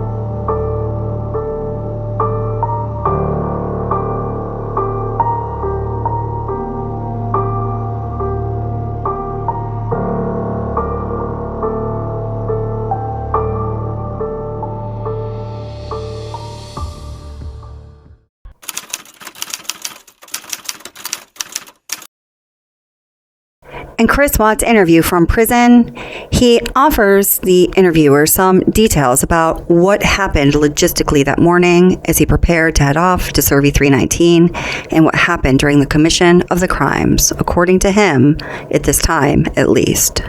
What other things did you do that maybe we even missed? Shut the phone and watch. Yeah. I think I threw the therapy book she wanted me to read in the trash. That was that morning? I think so. Were you trying to make it look like she threw it in the trash? I don't know. I just didn't think nothing was ever going to work again. So I didn't know what was going on. Did you go down to the basement? I thought the basement door opened. Yeah, the door is open, but yeah. So there was a lot of movement. I think it was around 4:26 or something. And from the garage door opening, the basement door opening, and then of course the living room sensors and all. Do you remember what you were doing all during that time? You had a lot of steps. I'll just say that. So like the basement, I'm not sure. I mean, the only thing I really have down there is my workout. The bench press one. Do you remember going down there for anything or opening that door for anything? Did you think about, well, maybe I'll take her out that way, or is it a walkout basement? No. It wasn't at your house. Okay. No, it's like a garden level basement. So. Okay. But no, I don't know the place. What's that? I don't think it worked out that morning. Like, were you packing your lunch in the kitchen? Like, did you have to do all that normal stuff? Okay. I packed lunch and everything. Did all that. I don't remember about the basement. Unless I just worked out that morning, I just don't remember. I don't think it did. So one of the more... Unless there was a trash bag down there in that column. Yeah, you got trash bags from there? Maybe there wasn't even a garage, and I went down there and got one. Do you normally carry a roll of trash bags in your truck? No. Okay. So there was a roll in your truck? Yeah. I mean, maybe I just grabbed it and brought it with me. In Chris Watts' interview from prison in February of 2019, he describes what he says were the last moments of Shanann Watts' life. So then, I know I keep bringing it up. Can you walk me through just the last few minutes before Shanann died? It was pretty much just, like, I had gotten dressed for work, and then, like, we started talking. Did she come to you? No, I was just right there in bed. Okay. Yeah. So I was just like, I got my blue shirt on, I'm not jeans and everything. I was ready to go. Was she asleep, or did you have to wake her up to finish your conversation? Or? I wake her up because like she got on like 2:00, so she pretty much out of bed. But I never knew like if her plane got delayed. Someone always told me like she just like sat around with Nichol and just like talked for a while and then came home or something. I'm not sure if that was. It was delayed. Yeah. But yeah, when she came home and everything, but yeah, like I woke her up to talk to her. Oh, okay. Yeah. And is that because it was just eating at your brain? Yeah, like I knew like, something like something's so right with me. Something I know like she knew. I just knew she knew. I just felt like maybe the kids weren't gonna be there when I got home that day. Oh, interesting. Now, I don't mean to offend, but I have to ask, is that really the truth? Okay. I really felt like they weren't going to be there when I got home that day. Oh.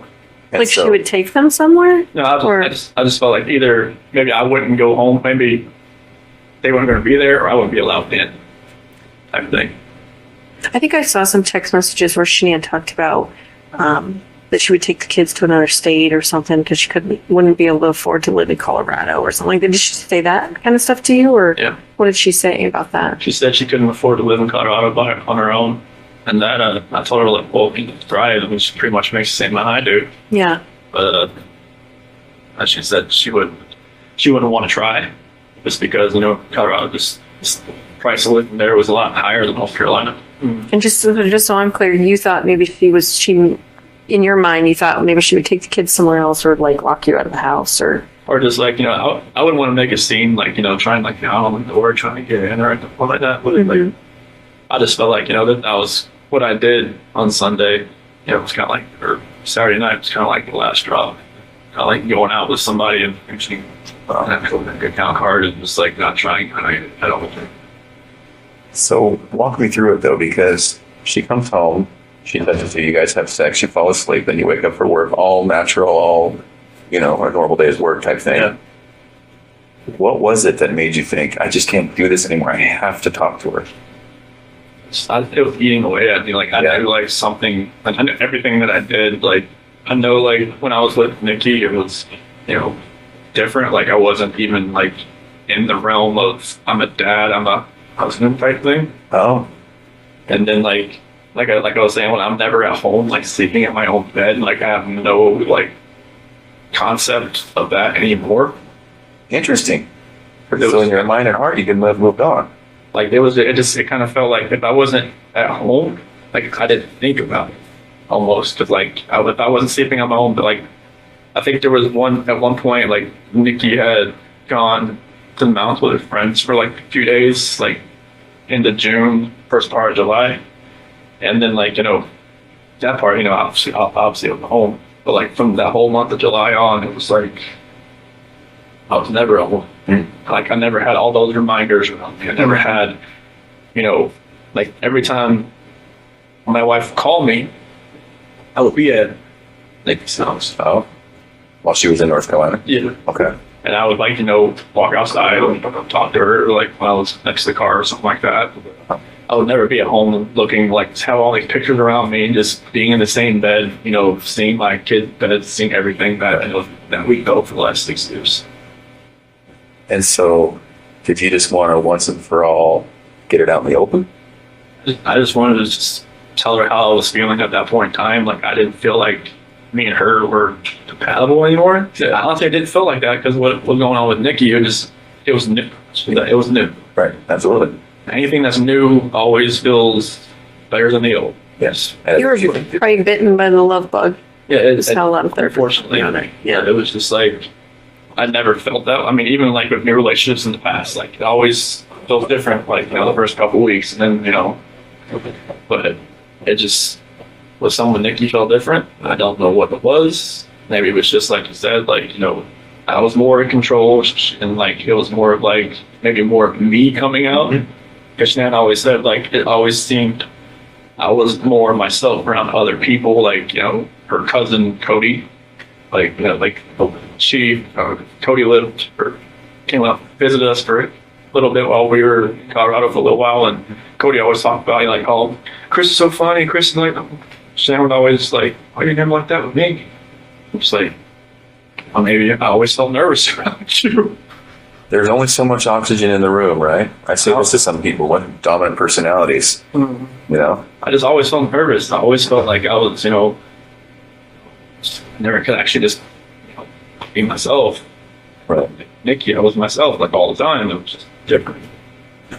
Well, and it seems as though, and again, hard to talk about, and you tell me if I'm wrong, but it also seems, is it accurate to say that sexually you were able to say, Nikki, this is what I would like, this is what I'm into, or blah, blah, blah, and maybe not with Shanann?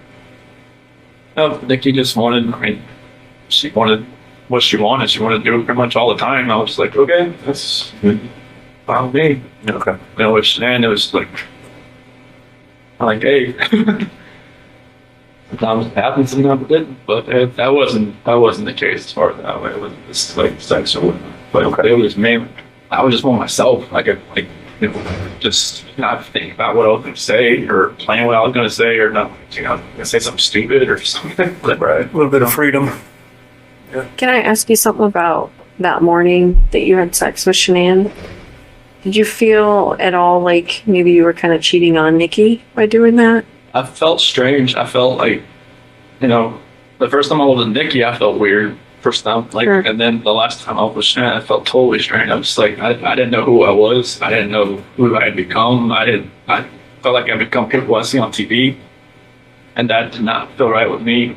Like, I didn't know what had happened to me. So Nikki even asked me, like, have you done this before? Have you go straight away? I'm like, I've never even thought about it. It's like, what's different? It's like, I guess it's just you that's different, because I just never actually, like, I've seen girls smile at me before, never done anything about it, but her, it was just like, like she had a leash on me and she tugged me away. As soon as she walked, I'm like, what the heck is going on? So. Well, and Tammy brings up a very good point.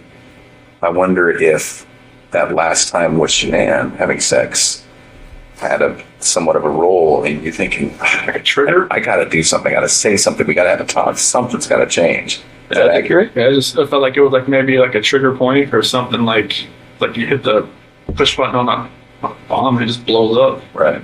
Something in my head was just something was urgent. Just like I had to say something. Okay. So then exactly what did you say and what happened? So when I woke her up, and it's like, hey, we just gotta talk. And I told her, I don't feel compatible. I don't feel like this is gonna work.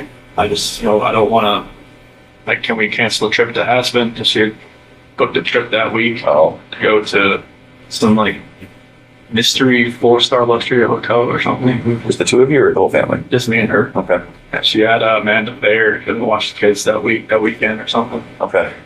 And I was just like, can we cancel that? Can we do something? From what I remember, I even said, can we move to Brighton? Just to get away from this house. Oh. But I'm not sure if that was in the beginning or the end of part of the conversation or whatnot.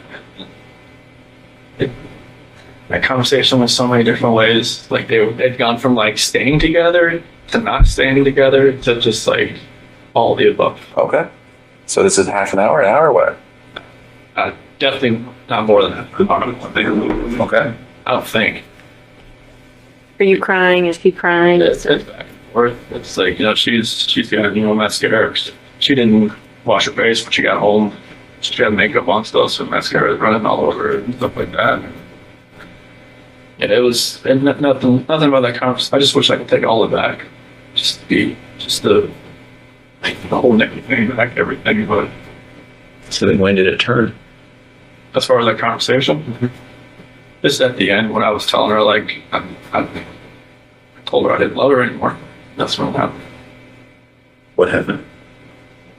She told me to get off her, and then I put my hand on it. Okay. Did you say she said something that you were hurting the baby or something? That was before that. Because when I was straddling her, it was kind of around her waist type deal. Why did you get on her like that? I just when we got on the bed. That's just where I got on. Is that so she would listen to you? I felt she could probably listen to me just laying beside her, but I got on top of her. And every time I think about it, I'm just did I know I was going to do that before I got on top of her? Really? That's an interesting thought, Chris. Mm-hmm. You don't know if you did. Just everything that happened that morning, I don't know, I try to go back in my head, I'm just I didn't want to do this, but I did it. Everything just kind of felt like you had to? It just felt like it was, I don't even want to say it felt like it had to, it just felt like there was already something in my mind that was implanted that I was going to do it, and then I woke up that morning, it was going to happen, and I had no control of it. You never thought about it before? It was just I don't want, when, just in the sentencing hearing, that prosecutor said it takes 2 to 4 minutes, something like that to happen. Why couldn't I just let go? I didn't. Oh, I didn't. I just was it feeling like it was in motion and you just couldn't stop it? Yeah, it was just I don't even want to know what she saw when she looked back at me, honestly. Did you look at her? What was she doing? Fighting. Why do you think she wasn't fighting? Well, maybe she was praying. Maybe she was just. Now I read the Bible. It said, the scripture says, don't forgive these people for they do not know what they do. Mm-hmm. Maybe she was saying that. I don't know what she was saying in her head, but she, when you guys told me, take off your shirt and check for defensive wounds, and there wasn't going to be any. She didn't fight. I don't know why. So she didn't grab. Could she grab your arms, or were her arms pinned down, or? I don't think so. I don't think I moved toward my knees or around her arms or anything. It was just kind of when I got on top of her, we started talking. That was it. it's kind of like in my head, or like in the back of my head, that was going to happen. And just like at the end of the conversation, it was just like, that's what happened. I just wish I could have let go. Did it seem like it was that long? 2 to 4 minutes? How long did it seem for you? It almost kind of felt like it was longer almost, because it felt like time was standing still. It's kind of like I just thought my life was disappearing before my eyes, but it just like I couldn't let go. It was like somebody else, like if you picture somebody else around you, holding your hands, holding you, keep you from not letting go.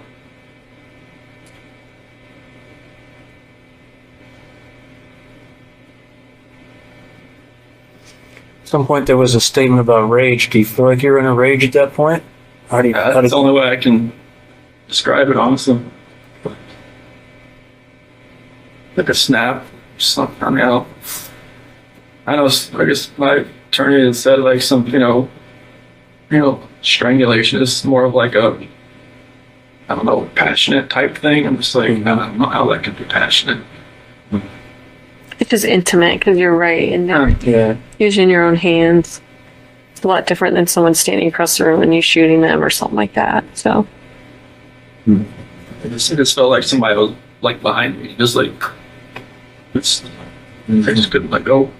It's interesting to me because there was a lot of things in your life that were like that, right? Where you're just like, maybe felt out of control, or maybe felt like, I don't know why I couldn't take a step back, or, like even when you said, when your buddy was like, let's go to the football game, you wanted to say yes, you just couldn't. Yeah, I wanted to. Like, I haven't been to a football game since North Carolina, so I was just like, yeah, sure. Like, I wanted to say that. Yeah. I wanted to just text them, hey, no, I guess it fell through, can't go. So, then what? Just,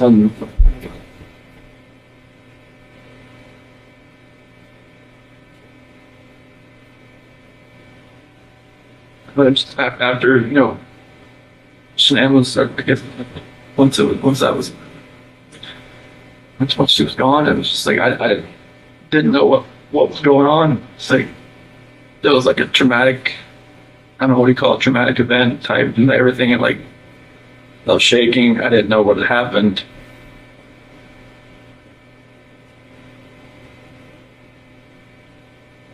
I didn't know what to do. I didn't know what I had done. I still wasn't in that right state of mind. I don't think like I was in control of what I could think or what I could do at that point in time. Like most people say, like, why don't you just call 911? Why? It's like, unless you're in that situation, we don't know what we would have done. It's easy to play Monday morning quarterback. Mm-hmm. I agree with that. Like I said, if somebody shoots somebody, you don't know what they was going through their mind at that point in time. Mm-hmm. You don't know what you'd have done. So what happened next? Bella came in. Is that what happened? Bella came in. What she said? Oh, why? Did she hear something? Is that what she? Obviously, I think. Okay. What did you tell her? Mommy don't feel good. Then, did that happen with Bella right in that room? Not proper. What happened? She walked in as, she talking about me. She was sleeping. Mm-hmm. Did you take her back to her room? But she had in that sheet and found sleep. Okay.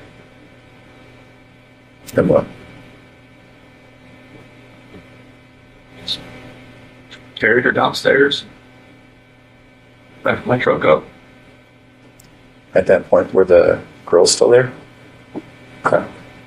So then Shanann's in the truck. Then you went back to the house. We got everybody back in the truck. Was Bella first or was Cece first? In the truck? Yeah, I'm sorry. So Shanann was first. And then Bella was next. Was Bella alive? When you guys got in the truck? Oh, okay. What happened? I woke back up. Okay. I don't really want to talk about this part, honestly. Okay. Those are my kids. It's my baby. I'm just talking about every night. I don't see those. Okay. Every time I see pictures of them, I don't know how it's going.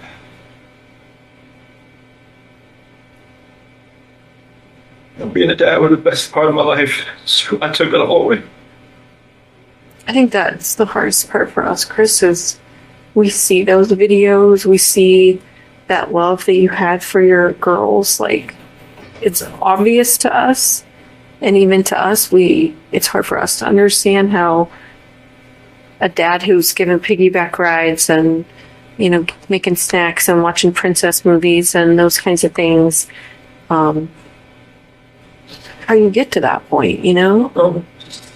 Like I said, it was just like something else was controlling me that day. I had no control over what I was like to fight back. Yeah. Like when that prosecutor said it, felt a bitter tongue, like repeatedly, I just wanted to bang my head up against the wall. So you put Shanann in the truck, and then you put the two girls in the truck? Were they just sitting in their car seats, or I guess they didn't probably have car seats in your truck, did they? So sitting in the back with the, like in that bench. So Shanann was back there too? She on the floor. What did they say about Shanann being on the floor? Mommy, okay? What'd you tell them? She'll be fine.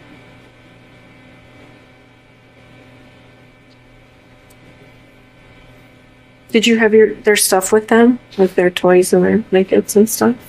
They had something with them that they carried. One of them, I think CC and Bella had like a blanket or something with them. Mm-hmm. Like a pink blanket or. What about the dog? I think one of them had a dog, right? That talked or dog. Yeah, one of them had like a little barking dog. Was that with you too? Do you know? I think it was. Trying to it's hard to remember, like if they had like a big blanket, small blanket. So I think I saw on the video that you put a gas can or something in the back of your truck. Was that right? Did you have different plans? Where did you put that in there? I don't know what was going through my head. I felt like maybe I could just get rid of myself at the same time if I was doing all this, honestly. Yeah. You just think about that? What'd you think about that? I felt like I deserved to live after what had happened.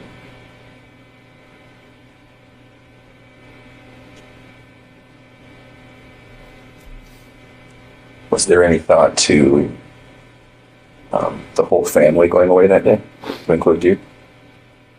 After everything happened, that's a definite thought. Yeah.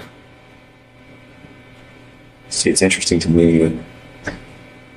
We had all kind of wondered if there was a point when you were all together, and if you were all going to pass together. That to me makes sense, but that's, even though it sounds crazy, that's what a family man does, right? Family man doesn't do what he did. No, I know. I guess what I mean is, it seems like you guys were going to be together forever in that way. Is that maybe what was going through your head? Honestly, I just felt like I had deserved to live. Yeah. And it was like, whatever judgment I was going to come upon myself, you know, I just didn't deserve to be on this earth anymore. Mm-hmm. What happened? Okay. So what made you not do that? You think?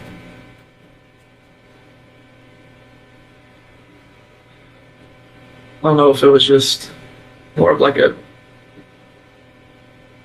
because with the site, maybe it was just more of like I would have hurt more people than just me and everybody else. But I know there's other people out there. not like at the site, but other people, like maybe out in the area. Like, I didn't want something like on the site to catch fire and blow up. And then other people around would get hurt the same. So you were thinking initially about starting a fire out there or an explosion or something, or Just no, not for that. Just like maybe I could just take care of myself. With gasoline, that's the only thing you do. I mean, I don't have a gun. I don't have anything like that. It's not like you just commit suicide that way. But it's just blow yourself up. I mean, it was just. I wasn't thinking. Yeah. I don't have weapons. I've never hunted before in my life. I don't know nothing was right that morning. yeah. I remember you kept telling me that. You kept saying, "I didn't know what I was doing, Tammy. I didn't know." Like, Yeah, when you asked me about the sheet, like, what were you doing? Like, I don't know what I was doing. Yeah. I think you were just like in automatic mode, or it seemed like. So did you drive straight out there? So what were you thinking on the way out there? I was kind of like what I'm doing right now. I'm just like, nervous, shaking, not knowing, like, what's going to happen. Yeah. Like, I know, like, my life is completely changed. I don't know, like, what's happening. Like, honestly, like, I try to picture that whole ride. Like, it's like 45 minutes to an hour ride out there. And it's just like, couldn't I have, like, saved my girl's life? Couldn't I have done something? Why did I do it? I don't know. Right. Like, this is my flesh and blood. This is like what I wanted all my life, was to be a dad, just to have, kids, and they love me, they, all that. And it just nothing made sense. Right. Like the oil tank, nothing made sense. I'm just like, what the doing? Mm-hmm. So what happened when you got out there? I took Shanann out just to a place off to the site. Mm-hmm. And then What were the girls doing when you were doing that? just sitting back in the truck.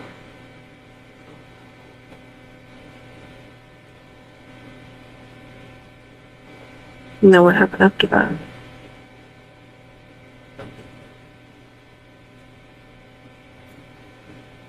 CC was first.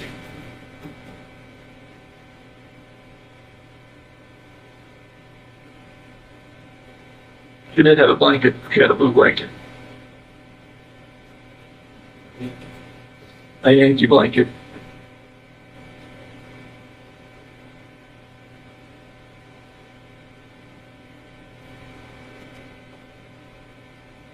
So was she alive when she went into the oil tank?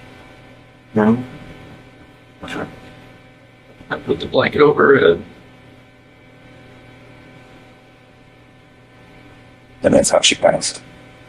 Good brief. I put the blanket over her head. I didn't want to. No.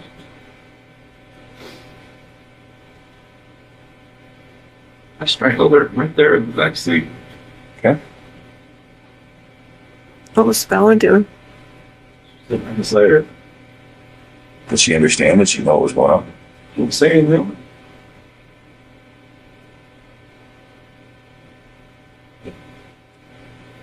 And then the same for Bella. Just without a blanket. With the blanket. Oh, okay. I didn't look.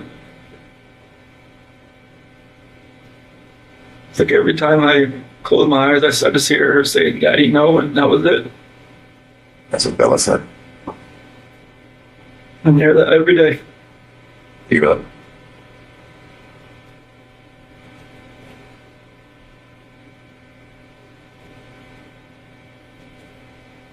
Sorry, man. I'm sorry, it doesn't take anything back that I did. I know. Is it possible that in your mind you didn't want them to suffer throughout their life? Was this like a mercy thing? I mean, you could say that like after the fact, but it was just like, I don't. You didn't feel like that during that? I just didn't. I felt like it was just like an anger with Shanann, with everything, that I was just taking it out on everybody that was in front of me that morning. Yeah.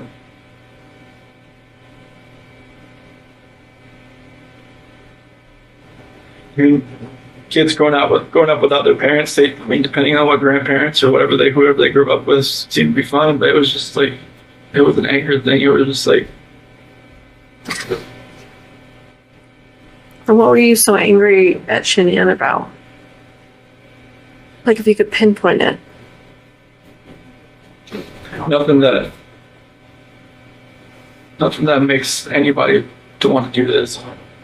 You could be angry at your spouse like your whole life, but you should never have done anything like this. You should never let it get to that point.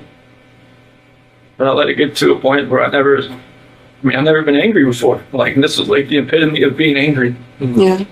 The epitome of like showing a rage. The epitome of like losing your mind.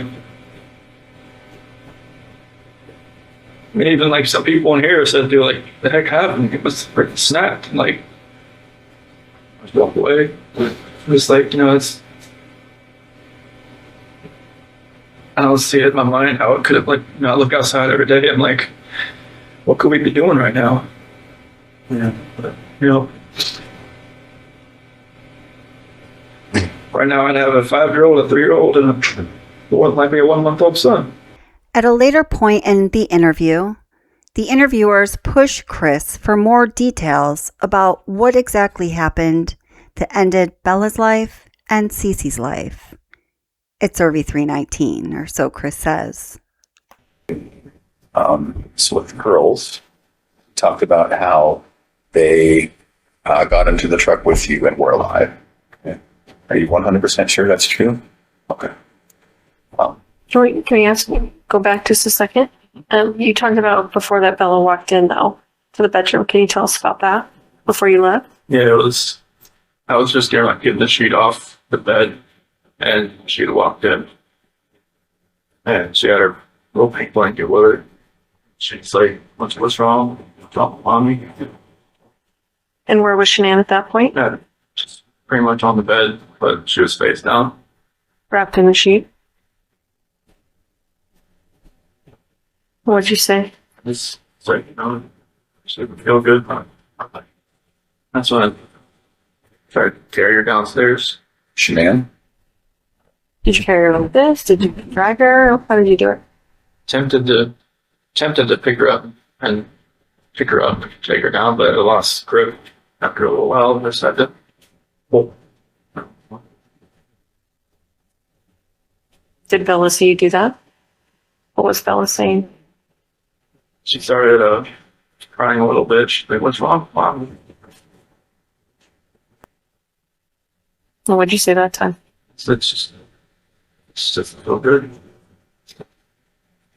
She's a smart girl. She didn't know what's going on there. Mm-hmm. Did she ever touch Shanann? Try to wake her up or anything? No. She didn't want to see her or ask to see her or anything. And so that initial time, did she see you put Shanann in the truck? So she was kind of following you? Okay. So she followed you and you put Shanann in the truck. Yeah. And then what? Cece wasn't up yet. She was just in her room. She was getting ready to get out of her bed. And then they were just walking around the house. Put my lunchbox and stuff in the truck, and then grab the kids and then put them in the bench sheet in the back. Okay. So Shanann, is she kind of on the floor in the back? And they're just on the bench. Okay. And both alive at that point. Okay. Is there any reason you would feel uncomfortable to tell me that they? It's hard to see. Okay. And I believe you. I'm just I'm trying to make sure that I'm giving you all the opportunities to be comfortable enough to tell me exactly. Okay. And they were alive. Okay. Trust me, I hear that every day when Bella was talking to me on the site. Oh, really? What do you mean? When she said, "Daddy, no." When we were driving to the site, she said, "Daddy, it smells." Oh. Okay. So that goes back to maybe Shanann evacuating herself. I don't know if it was that. They know that smell like a skunk maybe sometimes. Oh, that's what I got some kind of smell that way, but I don't know what that was from. And was that maybe outside the truck or was that in? I don't know. Okay. What did you guys talk about on the way out? They were pretty quiet. They, laid next to each other. Okay. Maybe Bella in her lap and Casey in her lap, just back and forth. Oh, okay. Just trading off like little ones do? Okay. Were they awake? I think one would kind of fall asleep, probably. Casey would kind of trade off back and forth. Were they talking to you? Just about, just saying, Daddy, it smells. Oh, okay. It was early in the morning, they were showing up there. Yeah. Did you have to? So you didn't have to wake Cece up? There was the noise from trying to get Shanann downstairs. Did she kind of fall down the stairs? No, it was more like trying to get her down and from the steps, maybe her foot the next step kind of thing. Oh. They're licensed.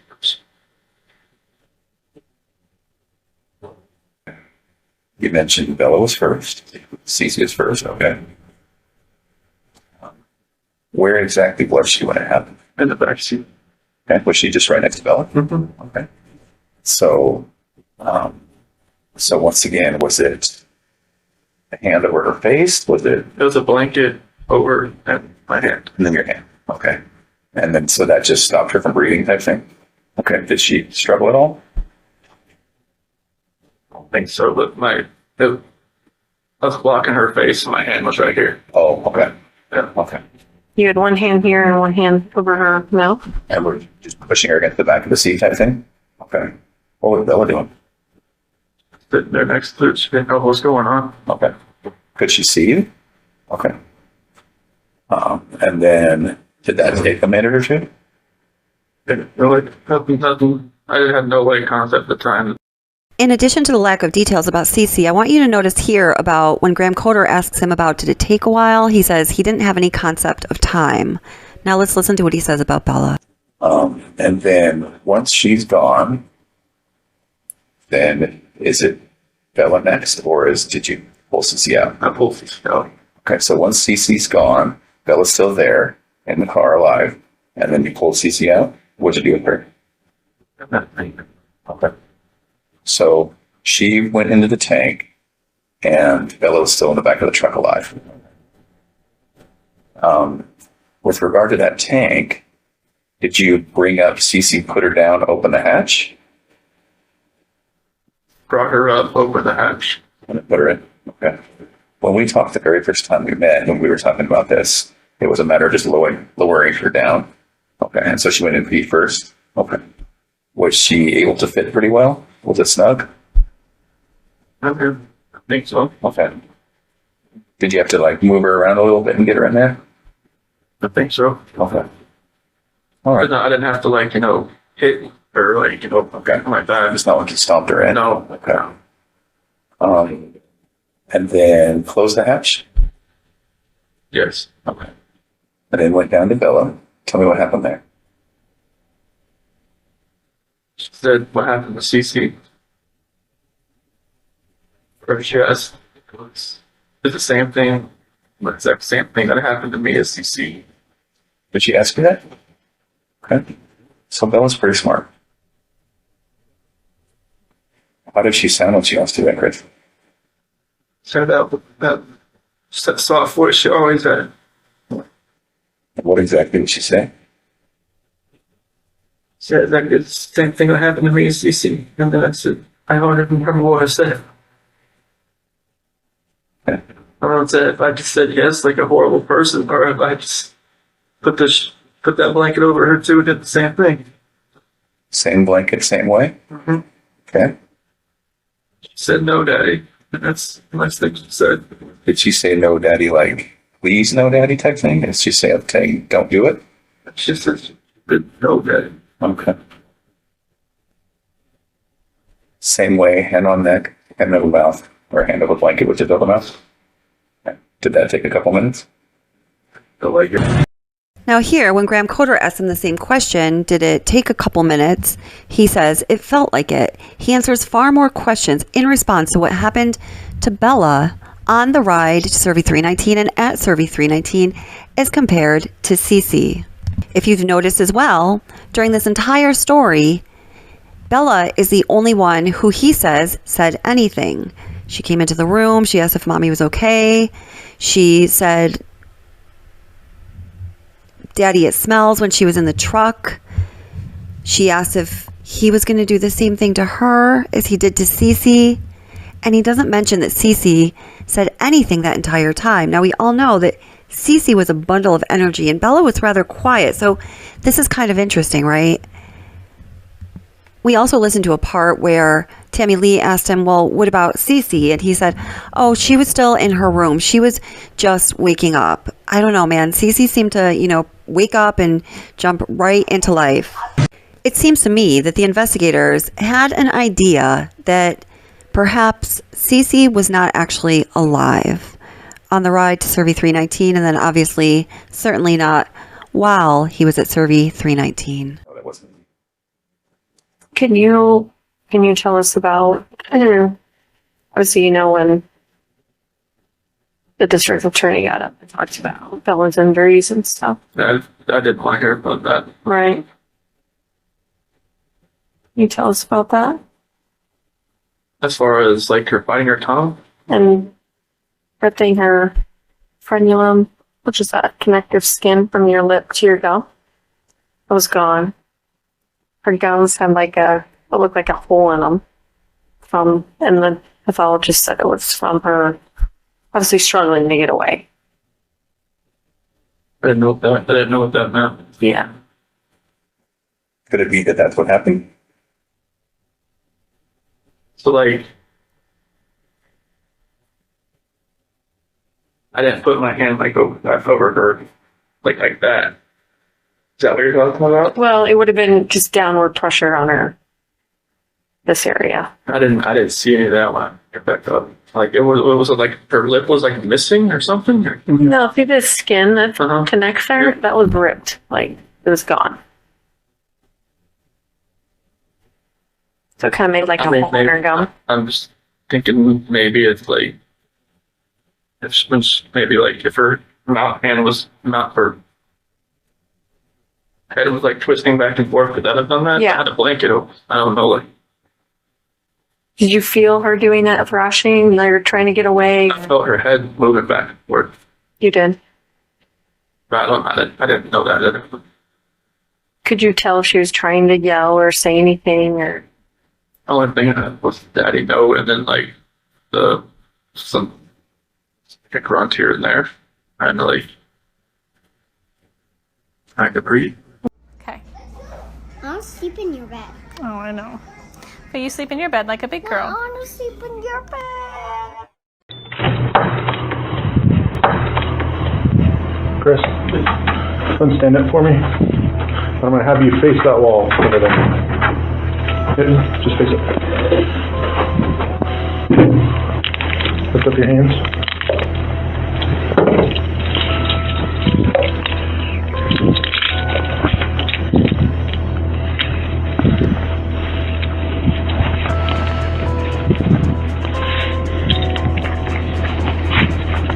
Okay, come and face this wall.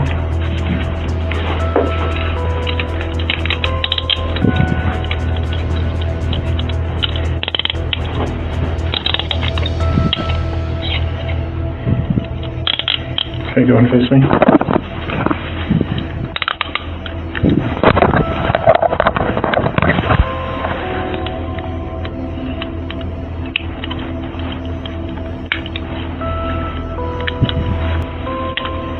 You don't have anything on you, right?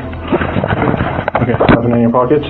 Okay, go ahead and face that other wall behind you. I'm just going to search you real quick. Spread your legs. Further.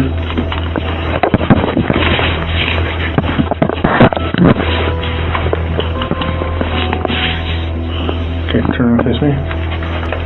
No earrings, necklaces, anything like that? Okay. Let's walk up this way.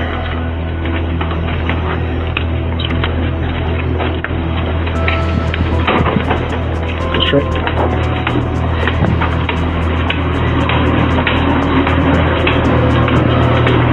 Go out that door to your left.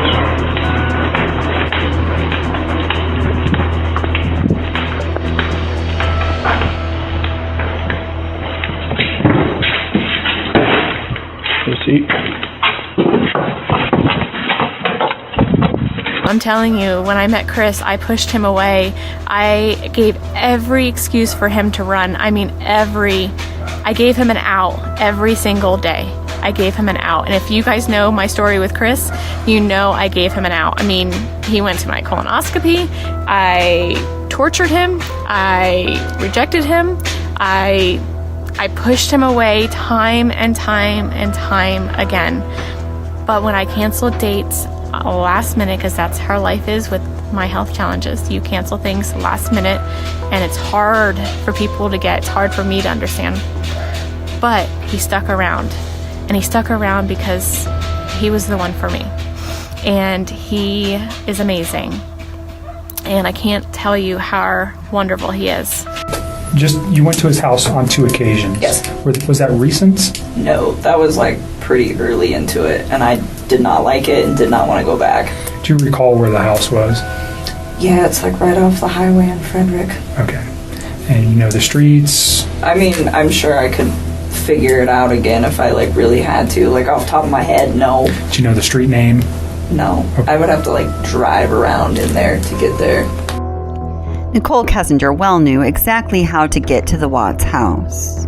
Remember, Nichol Kessinger's phone pinged in Frederick, Colorado, right near the Watts residence at 6:16 a.m. the morning of the murders, August 13th, 2018, just minutes after Chris Watts left his driveway to take the trip to Survey 319 with his wife's deceased body on the floorboard of the cab of his truck, and his 2 daughters sitting in the back seat of the cab of his truck with their feet dangling over their deceased mother. What you are seeing now is actual footage of the ride from 2825 Saratoga Trail to Survey 319.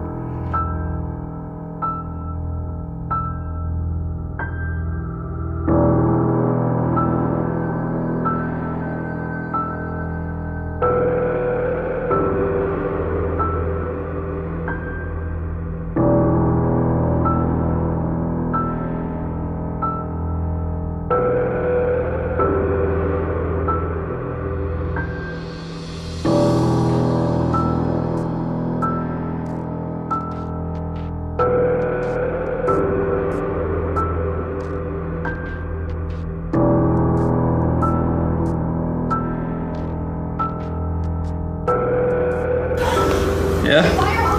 Let's do it. Do a little hair. Ready? Set? Titi, what's Cece, I am so sorry. When you're